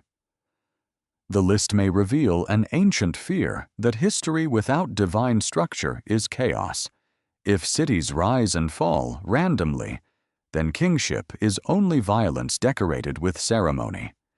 If kingship descends from heaven, then rule belongs to a cosmic order, even when human rulers fail. The list turns political instability into a sacred sequence. Sumer was a land of competing cities. Uruk, Ur, Lagash, Kish, Nippur, Umma, and others struggled for influence across centuries. No single city permanently controlled the entire world of southern Mesopotamia. Power shifted, dynasties rose, armies marched, irrigation disputes became political crises, temples accumulated wealth and authority. Kings needed more than weapons. They needed stories that made rule appear lawful in the eyes of gods and people. The king list answers that need by making kingship singular. Only one city holds it at a time. This is not how power always worked on the ground, where rival rulers could exist at the same time. But the list is not trying to be a modern administrative survey. It is creating order out of competing memories. A scribe copying the list was not merely recording names. He was arranging the universe. Imagine the tablet in a scribal school. A young apprentice presses signs into clay, learning the long sequence of cities and kings. The names may feel remote even to him. Alulim, Alalgar, Enmenluana, Dumuzi, Ensipad Zid Ana, Enmendur Ana, Ubaratutu. Some names sound like echoes from a time too deep to enter, yet the act of copying gives them renewed life. The student learns that rule has a shape, the past has a pattern, the present belongs to a line stretching into sacred beginnings. There is something powerful in that act. The hand of a young scribe recreates kings who were already legendary. The clay receives names from a world no living person has seen. The impossible numbers are pressed carefully, sign by sign, as if precision can exist even inside mystery. This is one reason the list still holds our attention. It combines exactness and impossibility. It gives names. It gives cities. It gives reign lengths. It gives sequence. Then it gives numbers that break ordinary expectation. The mind is pulled in two directions at once. This feels like history. This cannot be history in the normal sense. The tension creates the fascination. Could the ancient scribes have believed the numbers literally? The honest answer is difficult. Ancient belief was not uniform. Different scribes, priests, kings, and listeners may have understood the list in different ways. Some may have accepted the sacred grandeur of the numbers without questioning them as modern historians would. Others may have recognized them as belonging to legendary time. The text itself does not pause to explain. It simply presents the sequence with confidence, allowing the weight of tradition to do its work. Modern scholars often compare these long reigns with other ancient traditions that give extraordinary lifespans to early figures. In some cultures, the earliest ancestors live for centuries. In others, divine kings rule in ages before ordinary history. The pattern suggests a widespread human tendency. Beginnings are imagined as larger, longer, and closer to the sacred than the present. Why do humans magnify the first age? Perhaps because every society feels diminished by time. The present is messy, political, fragile, and compromised. The beginning can be imagined as pure, powerful, and immense. By making early kings larger than life, the culture gives depth to its institutions. Kingship becomes not a recent arrangement, but an inheritance from a vast horizon. Yet the king list does something especially haunting by placing the flood as a dividing wound. The ancient age does not simply fade. It is interrupted. Kingship exists. Cities hold power. Rulers reign for unimaginable spans, and then catastrophe cuts the world. The list preserves both continuity and rupture. It says rule began before the Great Destruction, and rule returned when the waters receded. That means kingship is older than disaster. This idea would have mattered deeply. If royal authority survived the greatest rupture imaginable, then no ordinary political defeat could erase it. A dynasty might fall. A city might be conquered. A ruler might die. But kingship itself had already crossed the boundary between worlds. It had existed in the time of legendary kings and appeared again in the time of human dynasties. The list becomes a claim about permanence hidden inside change. At the same time, it raises uncomfortable questions. If kingship descended from heaven, why did the first cities fall if the earliest rulers were so powerful? Why could they not prevent destruction? If sacred authority existed from the beginning, why was the world still vulnerable to erasure? The list does not answer directly. It lets the contradiction stand. Divine power authorizes kingship, but does not guarantee safety. Sacred order structures history, but does not remove catastrophe. The first kings rule for impossible ages, yet their world still ends. This is not a comforting political theology. It is grand, but also tragic. A ruler hearing this tradition might feel honored to stand in an ancient chain. He might also feel warned. The first kings were mighty beyond imagination, and still their cities did not last forever. Authority can descend from heaven, but mud brick walls remain mud brick walls. A royal name can enter sacred memory, but the earth can bury the palace. A city can receive kingship, then lose it. Power is never absolute. It is only entrusted. That may be the deepest secret of the king list. Beneath the impossible numbers and sacred language, it preserves a view of civilization as something both divinely ordered and terribly fragile. Kingship comes from heaven, but must live among canals, crops, laborers, storms, rivalry, and decay. The highest idea must pass through the lowest materials. The list also transforms geography into destiny. Each city becomes a bearer of a sacred force for a time. Eridu holds it, then another city, then another. The map becomes a sequence of divine movement. Political memory becomes a pilgrimage across names. To speak those names was to travel through vanished authority. Eridu, Bad Tibira, Larak, Sipar, Shurupak. Each city stands like a marker in deep time. Some are better understood archaeologically than others. Some names glow more brightly in myth than in excavated certainty. But together they form a chain that reaches toward a horizon where history becomes almost indistinguishable from sacred imagination. And that may be why the list was copied. Not because every number could be verified, not because every king could be excavated, but because the list gave ancient people something they needed: a way to believe that their broken, shifting, competitive world still belonged to a larger order. Yet one mystery remains beneath the royal names.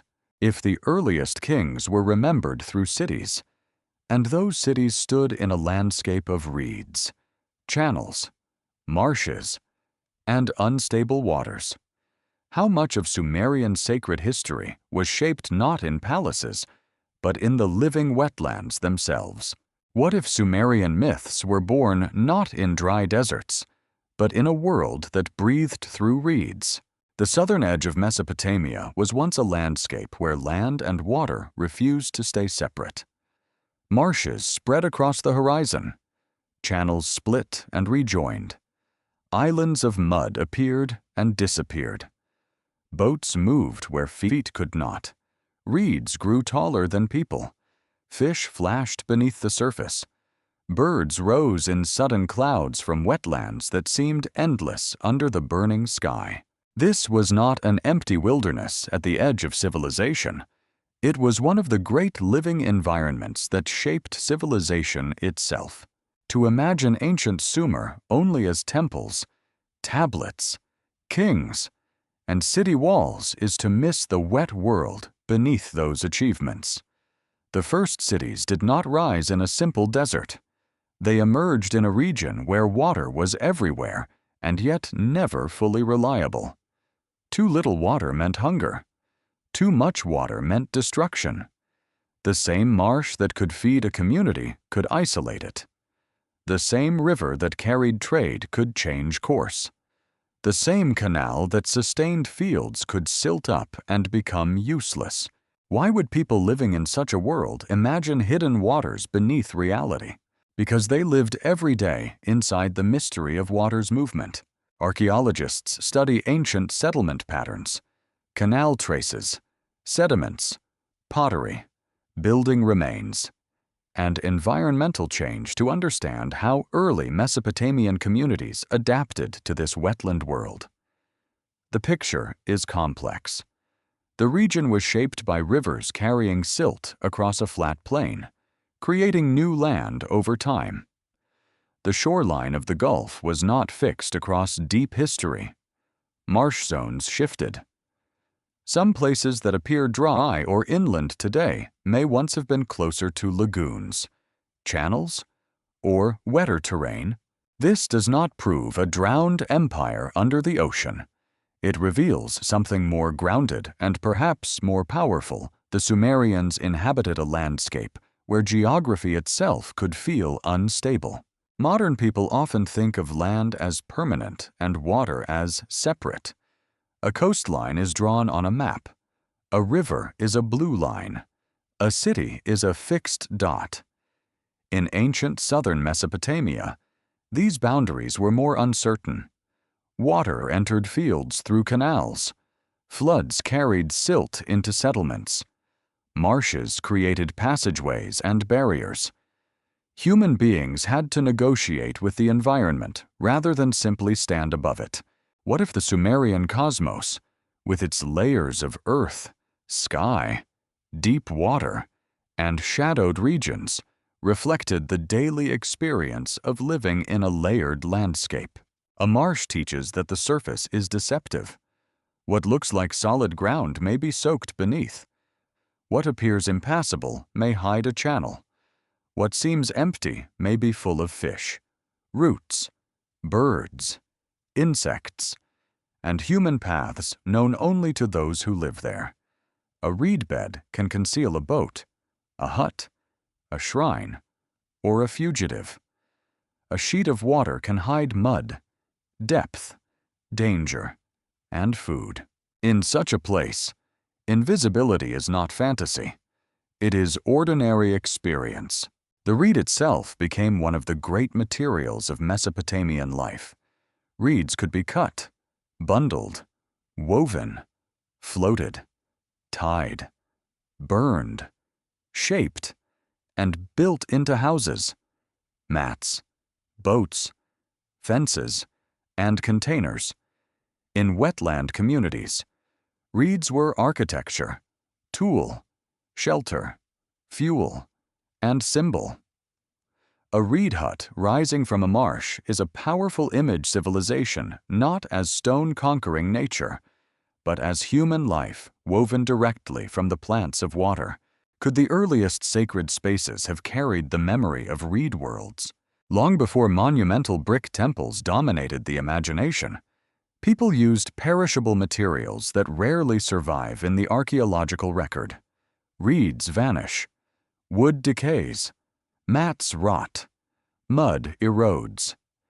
The things most central to daily life are often the least likely to remain. Archaeology can recover bricks, ceramics, bones, seal impressions, and tablets. But entire worlds of woven organic existence can disappear almost completely. This creates a strange imbalance. The ancient world we can hold in museums is not always the ancient world people touched most often. Clay tablets survive because they were fired, baked, buried, or hardened by accident. Reed houses vanish because they belonged too closely to life. What has disappeared may have shaped imagination as much as what remains. The marshes also shaped movement. A person crossing open land walks by road or path. A person crossing wetlands thinks through channels, currents, shallows, reeds, wind, and boats. Movement becomes fluid. Direction depends on water. A route may change with season. Places are not only reached by land memory, but by water memory. This matters for myth. A culture accustomed to water routes may imagine sacred journeys differently from a culture of mountain passes or desert caravans. The unknown is not only beyond a hill, it may be beyond a channel, behind reeds, across a lagoon, under a surface, or past a place where the water darkens. The hidden world is not far away in abstract space. It is nearby, concealed by the landscape itself. The marsh is a natural school of mystery. In Mesopotamian literature, reeds, boats, rivers, canals, and waters appear again and again, not always as the main subject, but as part of the mental furniture of the world. Gods travel, offerings move, heroes journey. Cities depend on irrigation. Floods threaten. Purification requires water. Creation rises from watery beginnings. Those themes were not invented in isolation. They grew in a civilization where water was practical, sacred, economic, and terrifying all at once. What ancient texts describe is a cosmos alive with waters above, waters below, and waters moving through human life. What archaeologists know is that southern Mesopotamian society depended on hydraulic management and wetland resources. What historians believe is that environmental realities influenced religious images without fully explaining them. What modern interpretations suggest is that the marshland world gave Sumerian myth its most powerful hidden grammar. Nothing is only what it appears to be on the surface. That hidden grammar appears in the way civilization itself functioned. A field of barley was not natural in a simple sense. It was created through labor, canals, timing, and maintenance. Water had to be directed. Soil had to be managed. Boundaries had to be negotiated. The fertility of the land was a collaboration between humans, rivers, silt, animals, gods, and institutions. Every harvest was an achievement against disorder. This may explain why Sumerian myths often treat order as something that must be established, guarded, and renewed. The world does not remain fertile on its own. Cities do not maintain themselves. Canals do not stay open without labor. Temples do not feed themselves. Kingship does not endure without ritual and force. Life is possible, but only if hidden systems continue to work. Could the marsh have taught Sumerians that creation is never finished? Even the ground seemed unfinished. Silt deposited by rivers could create new land. Floods could cover old land. Marshes could expand.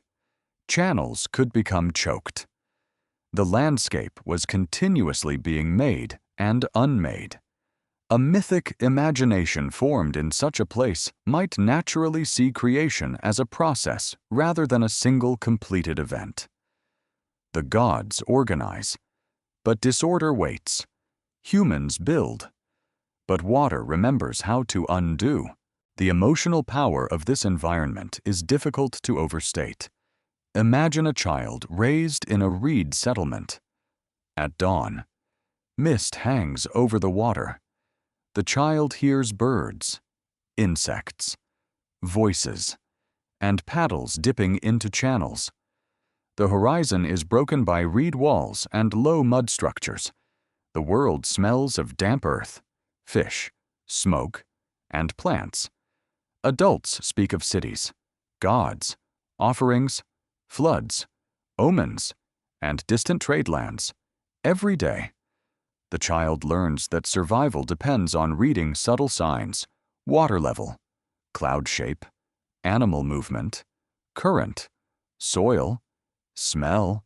A person raised in that world would understand mystery through the senses. The marshes were also places of concealment.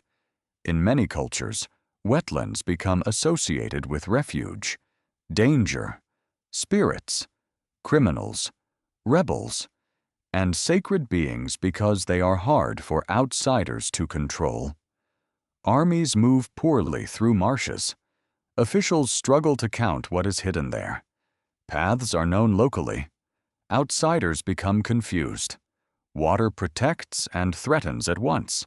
This social reality may have deepened the symbolic power of hidden waters. The state prefers clear roads, counted grain, surveyed fields, taxable households, and visible labor. The marsh resists complete measurement. It holds people and creatures beyond easy control. It is a world inside the world. Is it possible that the idea of a hidden deep carried not only cosmic meaning, but also the memory of environments that power could never fully master? A city wall creates a boundary. A marsh dissolves boundaries. A palace centralizes authority. A wetland spreads life through countless channels. A king wants lines, taxes, labor, and order. The water creates pockets of independence. The contrast is dramatic mud brick cities rising with square plans and formal temples, surrounded by living water systems that twist, shift, hide, and regenerate. Sumerian civilization may have depended on both. The city gave structure. The marsh gave resources. The temple gave sacred order. The waters gave life. The tension between built order and watery uncertainty became one of the deepest rhythms of Mesopotamian thought. This rhythm appears in the simple act of making a tablet. A scribe takes clay, a substance born from wet earth. He shapes it with water. He marks it with a reed stylus, a tool cut from the marsh. He writes the names of gods, kings, offerings, or myths. Then the tablet dries and hardens. Water, reed, mud, hand, and memory become writing. The marsh is present even in the text. That image is astonishing. The stories that speak of hidden waters were written with tools and materials created by water landscapes. The reed stylus came from wetlands. The clay came from river earth. The tablet preserved memory by drying what had once been wet. Every written myth carried within its body the environment it described. A tablet is a marsh turned into memory. Perhaps this is why Sumerian sacred geography feels so tactile. It is not distant philosophy alone. It is mud pressed by fingers. It is water poured into basins.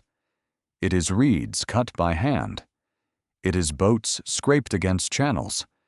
It is canals dug under the sun. The hidden world beneath the ocean begins to look less like fantasy and more like a sacred interpretation of a landscape where water ruled every layer of life. Still, the marshes do not explain everything. Myth is never only environment. People do not simply copy nature into stories. They transform experience into meaning. The Sumerians took water, mud, reeds, and uncertainty, and built from them a theology of depth, wisdom, creation, danger, and memory. The real wetlands became cosmic wetlands. The hidden channels of the landscape became hidden channels of divine power, and once that transformation happened, the symbols could travel far beyond Sumer. Watery creation, sacred floods, divine warnings, distant blessed lands, and deep places beneath the world did not remain locked inside one culture. They moved through languages, empires, scribal schools, temples, and later religious imaginations. The marsh gave birth to images that outlived the marshland world that first made them feel real. But if Sumerian water symbolism rose from wetlands, trade routes, temples, and clay, Why do similar visions of the deep appear again in Babylonian, Hebrew, and other ancient traditions across the Near East? Why do the same waters keep returning under different names? Across the ancient Near East, the deep does not disappear. It changes language. It changes personality. It changes theology. But again and again, creation begins near water. Divine conflict rises from water. Destruction comes through water. And hidden wisdom survives through water. The Sumerian Abzu becomes part of a wider conversation, carried into Akkadian, Babylonian, Assyrian, and Hebrew traditions, where the watery deep takes on new forms and new dangers. This does not mean every later story is a simple copy of a Sumerian original. Ancient cultures borrowed, transformed, argued, adapted, and reimagined. A myth could cross from one language into another and become almost unrecognizable. A divine name could shift. A symbol could survive while its meaning changed. A sacred image could be absorbed into a completely different religious worldview. But the pattern remains difficult to ignore. In Akkadian and Babylonian traditions, the deep appears in the figure of Apsu, a name related to the Sumerian Abzu. In the Babylonian creation epic, often called Enuma Elish, Apsu is not merely a peaceful freshwater depth. He is a primeval being, paired with Tiamat, the saltwater chaos. Together, they belong to a time before the ordered world, before the familiar heavens and earth have been arranged. The universe begins not with empty space, but with mingled waters. What if the oldest image of creation was not light appearing in darkness, but waters stirring before form? The Babylonian story moves into divine conflict. Younger gods disturb the older powers. Apsu plans destruction. Ea, the Akkadian counterpart of Enki, acts with wisdom and cunning. He defeats Apsu and establishes his dwelling over the deep. Then Tiamat rises as a terrifying force, and the storm god Marduk confronts her. The result is cosmic violence. Tiamat's body becomes the raw material from which the ordered world is formed. This is very different from the Sumerian image of Enki's hidden freshwater realm as a source of wisdom and life. In Enuma Elish, the deep becomes dramatic, dangerous, and politically charged. The story elevates Marduk, the god of Babylon, by placing him at the center of creation and divine kingship. Historians often read the epic as theology and royal ideology, a way of presenting Babylon's god as supreme within a larger divine order. What ancient texts describe is a cosmic battle among gods and primeval waters. What historians believe is that the epic reflects Babylonian religious and political imagination, not a scientific account of origins. What modern interpretations suggest is that the transformation of water into an enemy may reveal a shift in how chaos, authority, and empire were imagined. A hidden deep that once nourished civilization becomes, in another tradition, a defeated power beneath divine order. That change matters. It shows how myths do not remain still. The same symbol can comfort one age and terrify another. Water can be mother, abyss, enemy, source, grave, path, or boundary. The meaning depends on the story built around it. In Atrahasis, the flood tradition develops another dimension. The gods create humans to take over labor. Humans multiply. Their noise troubles the divine realm. Plagues, droughts, and famine are sent to reduce them. Finally, a flood is decreed, yet Ea warns Atrahasis, allowing him to build a boat and preserve life. The story is morally unsettling. It does not present divine action as simple human justice. It presents a universe where divine comfort, human existence, noise, labor, and population become part of a cosmic crisis. Why would humanity's survival depend on a god willing to bend the rules? Ea's warning in flood stories reveals a recurring Mesopotamian theme. Wisdom often operates indirectly. It does not always confront power in open rebellion. It slips through a crack in language. It speaks to a wall. It hides mercy inside technical obedience. This is a very old kind of intelligence, not the intelligence of conquest, but of survival. Then the flood story enters the Epic of Gilgamesh, where Utnapishtim tells Gilgamesh how he survived the Great Deluge and received immortality. The focus changes again. The flood is no longer only a story about human preservation. It becomes part of a desperate search for eternal life. Gilgamesh, king of Uruk, has seen death through the loss of his companion Enkidu. He cannot accept that his strength, fame, and kingship will end. He travels to the edge of the world to find the one human who crossed the boundary of mortality. The flood survivor becomes a living answer to a question no human can stop asking. In that setting, the waters are not only destructive, they mark distance from ordinary existence. Gilgamesh must cross impossible spaces, meet strange figures, and confront the limits of human destiny. Utnapishtim's immortality is real within the story, but it cannot be transferred to Gilgamesh in any lasting way. The hero returns not with eternal life, but with a deeper awareness of human limitation. The flood, then, becomes a mirror. It shows what humans want and cannot hold. Survival is possible. Immortality is not easily given. Wisdom can be found, but not always in the form the seeker desires. The deep hides answers, but it does not surrender them completely. A similar pattern appears in later Hebrew tradition, though within a different theology. In the opening lines of Genesis, the deep appears as Tehom, a vast watery depth over which divine spirit or wind moves. The text does not present many competing gods battling for power. It speaks in the language of one sovereign creator bringing order into existence. Light, sky, land, seas, plants, lights, creatures, and humans are arranged by divine command. Comparative scholars have long discussed connections and contrasts between Mesopotamian watery creation imagery and the Hebrew Bible.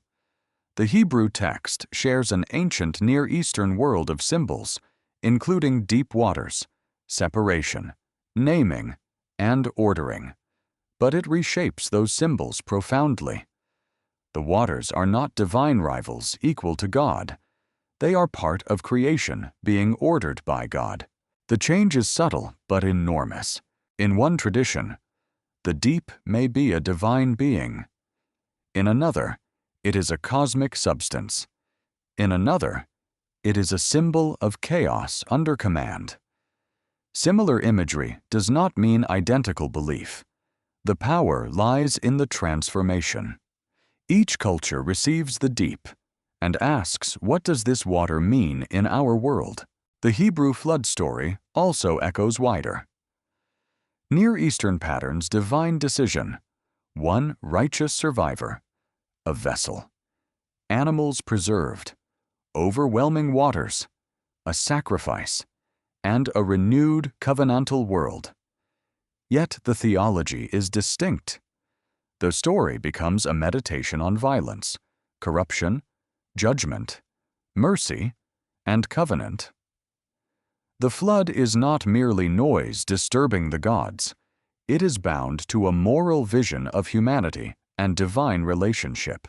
Why does the same flood pattern become a different moral universe? Because stories travel through the concerns of the people who preserve them.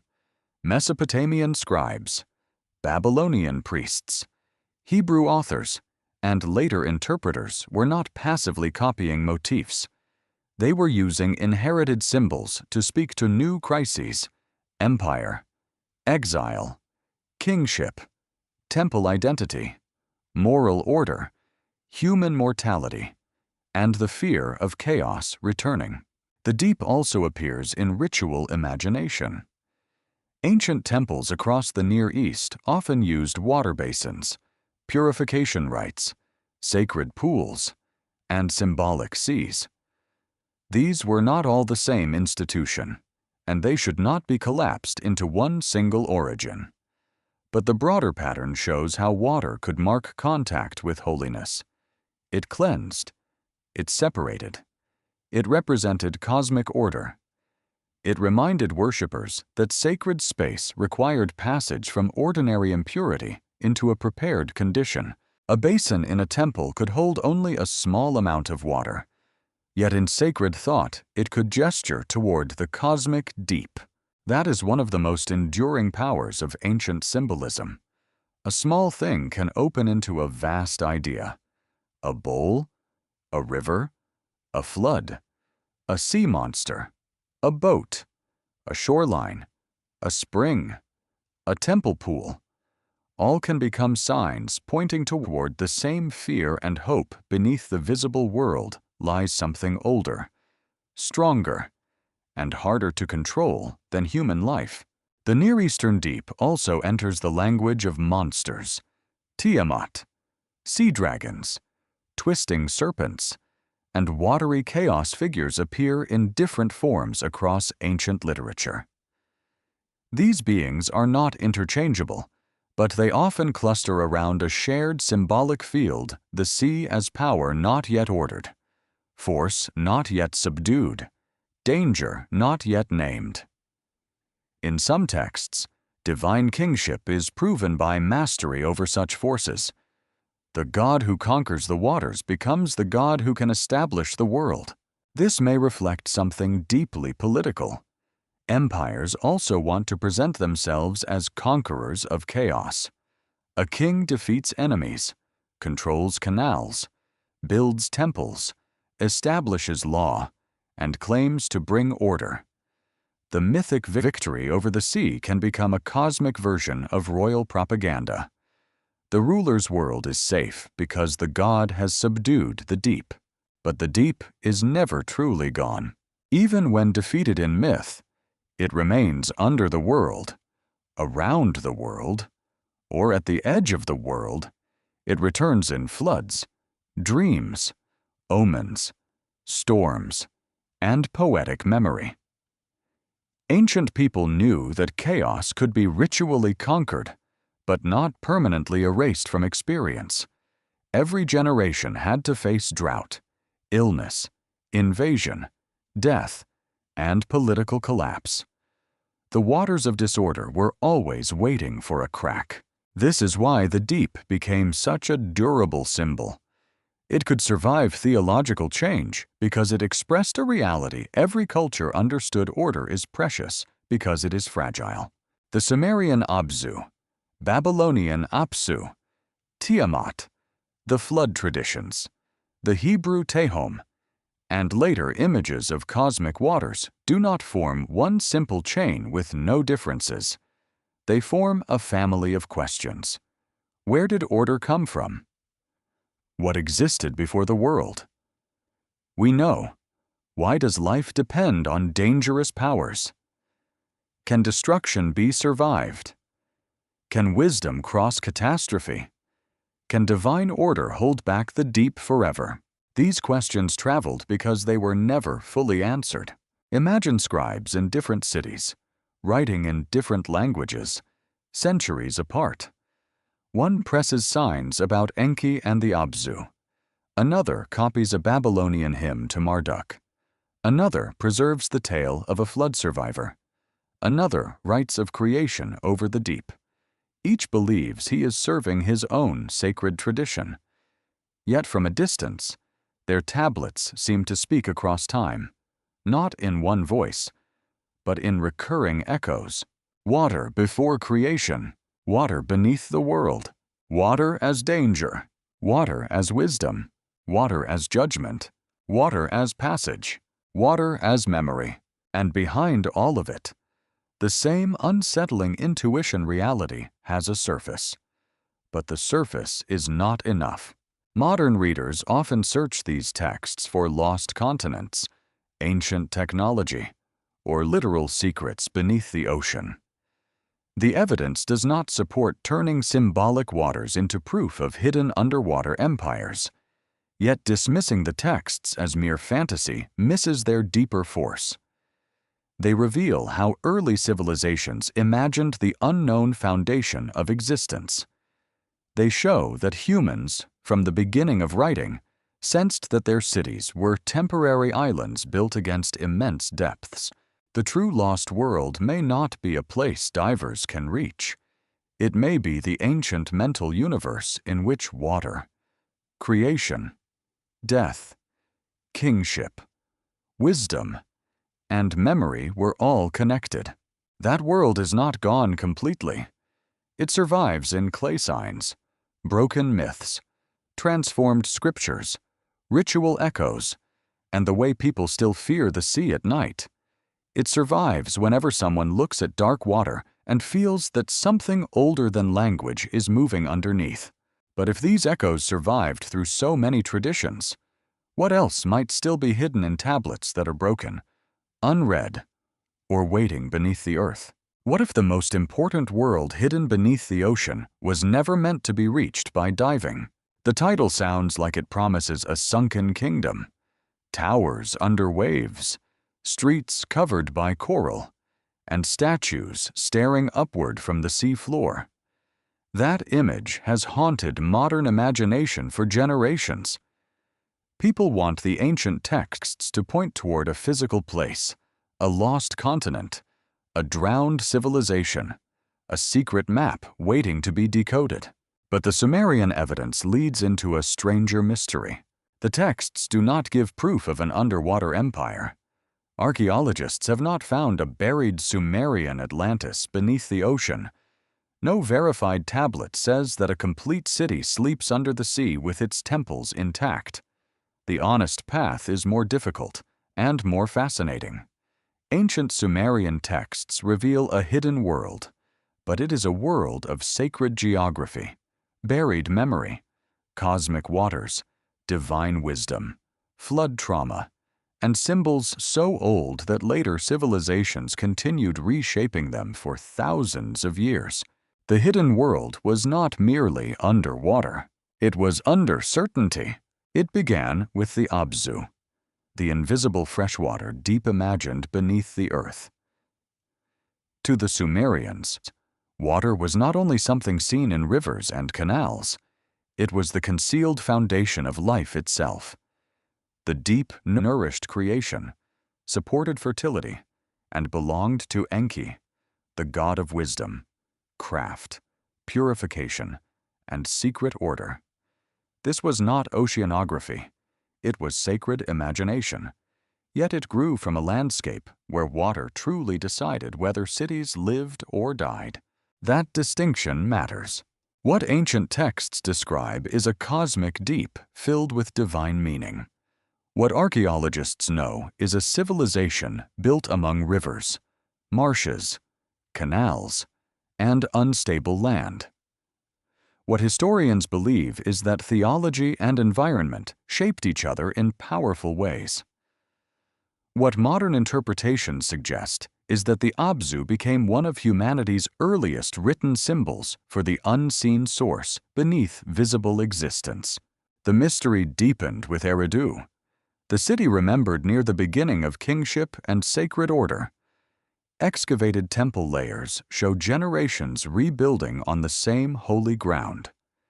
The city's memory reached beyond its mud brick walls. It became a place where the beginning could be imagined, where Enki's hidden waters were not distant abstraction, but sacred presence anchored in earth. Then came the Abzu, the House of the Deep. A temple name became a cosmic statement. Human hands built walls and platforms, but the name pointed downward into the invisible. Ritual water in a vessel could suggest the great unseen source. A temple courtyard could become a meeting place between surface and depth. The sacred structure did not prove a tunnel to an underwater world.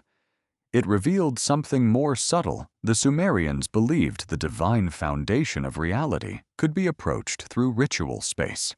Why is that so powerful? Because every civilization lives by things it cannot see. Foundations beneath walls, water beneath fields, labor behind wealth, memory behind identity, fear beneath religion, desire beneath kingship, death beneath every celebration. The Sumerians gave this hidden dependence a divine language. They did not simply ask what people could build. They asked what power allowed building to matter at all. The creation traditions brought that question into the human body.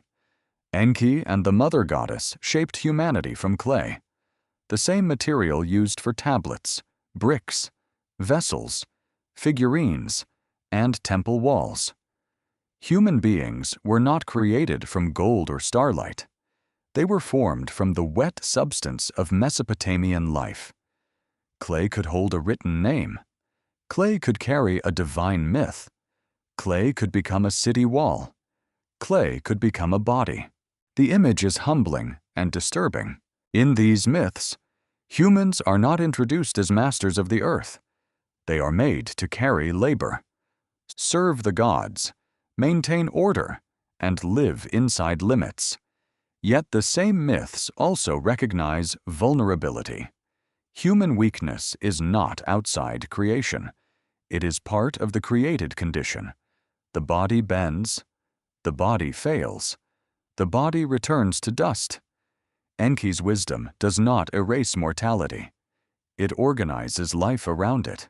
This is where the hidden world becomes psychological. Beneath the myth of human creation lies a question still alive. Today, are human beings free, or are they shaped by systems older than themselves? Dilmun widened the horizon. The sacred land beyond the waters appeared as pure, bright, and strangely distant, connected with fertility, divine healing, and the dream of life untouched by decay. There was a real Gulf world of trade and contact, but the mythic Dilmun was larger than geography. It became a place where the Sumerian imagination placed purity, renewal, and the possibility that somewhere beyond ordinary life, the laws of sickness and death might bend. Yet even Dilmun was not simple paradise. Fertility brought consequence. Life brought disturbance. Healing followed illness. The sacred land did not remove complexity. It revealed that creation itself is dangerous once it begins to move. Then the waters changed face. In the flood tradition of Ziusudra, the element that nourished civilization became the force that nearly erased it.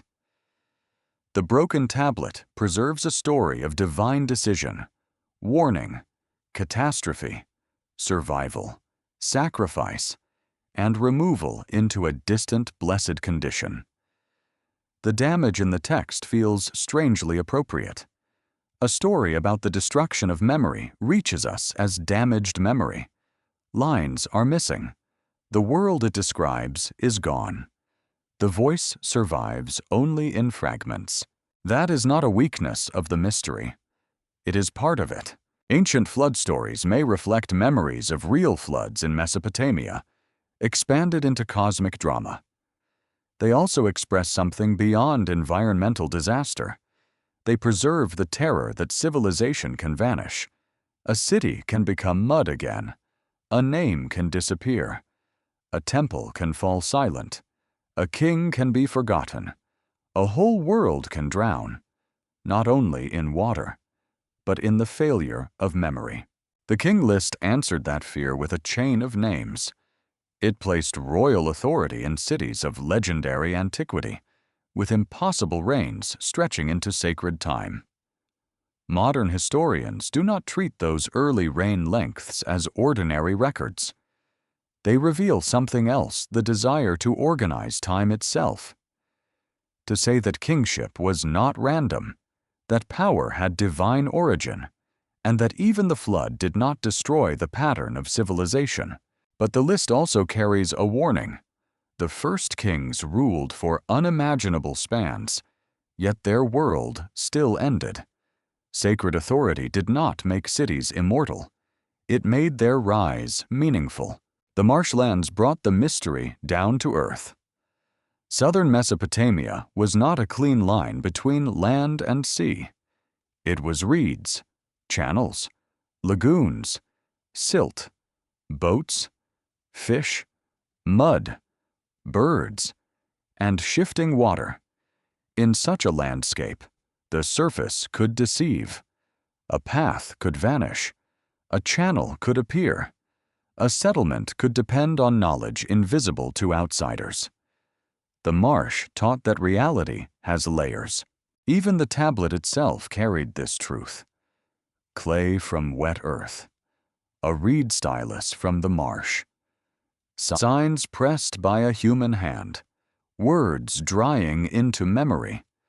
A Sumerian text about hidden waters was made from water's own world. A tablet is not just a document. It is a fossil of thought. Across the wider ancient Near East, the deep kept changing shape. Apsu, Tiamat, primeval waters, flood heroes, sacred basins, creation over the deep, sea monsters, cosmic conflict, divine command. Each tradition transformed the symbol. None were identical. Yet the recurring image suggests that ancient peoples across the region shared a profound intuition order rises against depth. And depth is never fully gone. This is the key that unlocks the title. Ancient Sumerian texts do reveal a lost world hidden beneath the ocean, but not in the simple way modern treasure hunters might hope. They reveal a world hidden beneath literalism, a world where water was source, danger, wisdom, judgment, womb, grave, boundary, and memory. A world where the ocean was not only a place on earth, but a symbol of what lies beneath human control. And perhaps that is why these texts still disturb us. Modern civilization has satellites, submarines, sonar maps, oceanographic surveys, archives, museums, and digital databases. We have mapped more than the Sumerians could have imagined. Yet the feeling remains. We still sense that the visible world is not the whole world. We still dream of submerged cities. We still fear rising waters. We still look for origins under layers of mud, myth, and time. We still wonder whether ancient stories preserve something more than fantasy. The responsible answer is careful. They preserve beliefs. They preserve symbols. They preserve memories of environments, disasters, cities, rituals, and fears. They preserve the way early humans transformed water into theology. They do not give permission to invent discoveries that archaeology has not made. They do not prove secret oceans filled with lost machines or drowned kingdoms. Their wonder does not need exaggeration. The real wonder is that these questions were written down at all. Think of the scribes. Men and women lived, worked, feared, prayed, and died in cities of clay. Many names vanished. Many temples crumbled. Many tablets broke. Yet some signs survived. A reed pressed into wet clay created marks that outlived kings. Those marks carried stories of hidden waters, divine wisdom, distant lands, floods, and origins. The surface of the tablet became a shoreline between the living and the dead. What is reading an ancient text, if not listening at that shoreline? The lost world is not waiting in one location. It is scattered. Part of it lies in museum drawers. Part lies beneath, tells not yet excavated. Part lies in fragments too damaged to restore. Part lies in words whose meaning scholars still debate. Part lies in landscapes altered beyond recognition. Part lies in the human mind, where water still means birth and danger at once. This is why certainty would be the wrong ending. The Sumerians did not leave us a single solved map. They left us clay windows into a universe where the hidden deep mattered more than the visible shore. They asked, in their own sacred language, where wisdom comes from, why humans suffer, why cities disappear, why kingship survives disaster, and whether memory can cross the flood. The unanswered question is not whether divers will find a Sumerian palace under the ocean. The deeper question is why the first writers of civilization believed that beneath the world we see, there was another world carrying the secret of life, death, and remembrance. And if those ancient scribes were right, that every civilization rests above a hidden deep, what still lies beneath ours?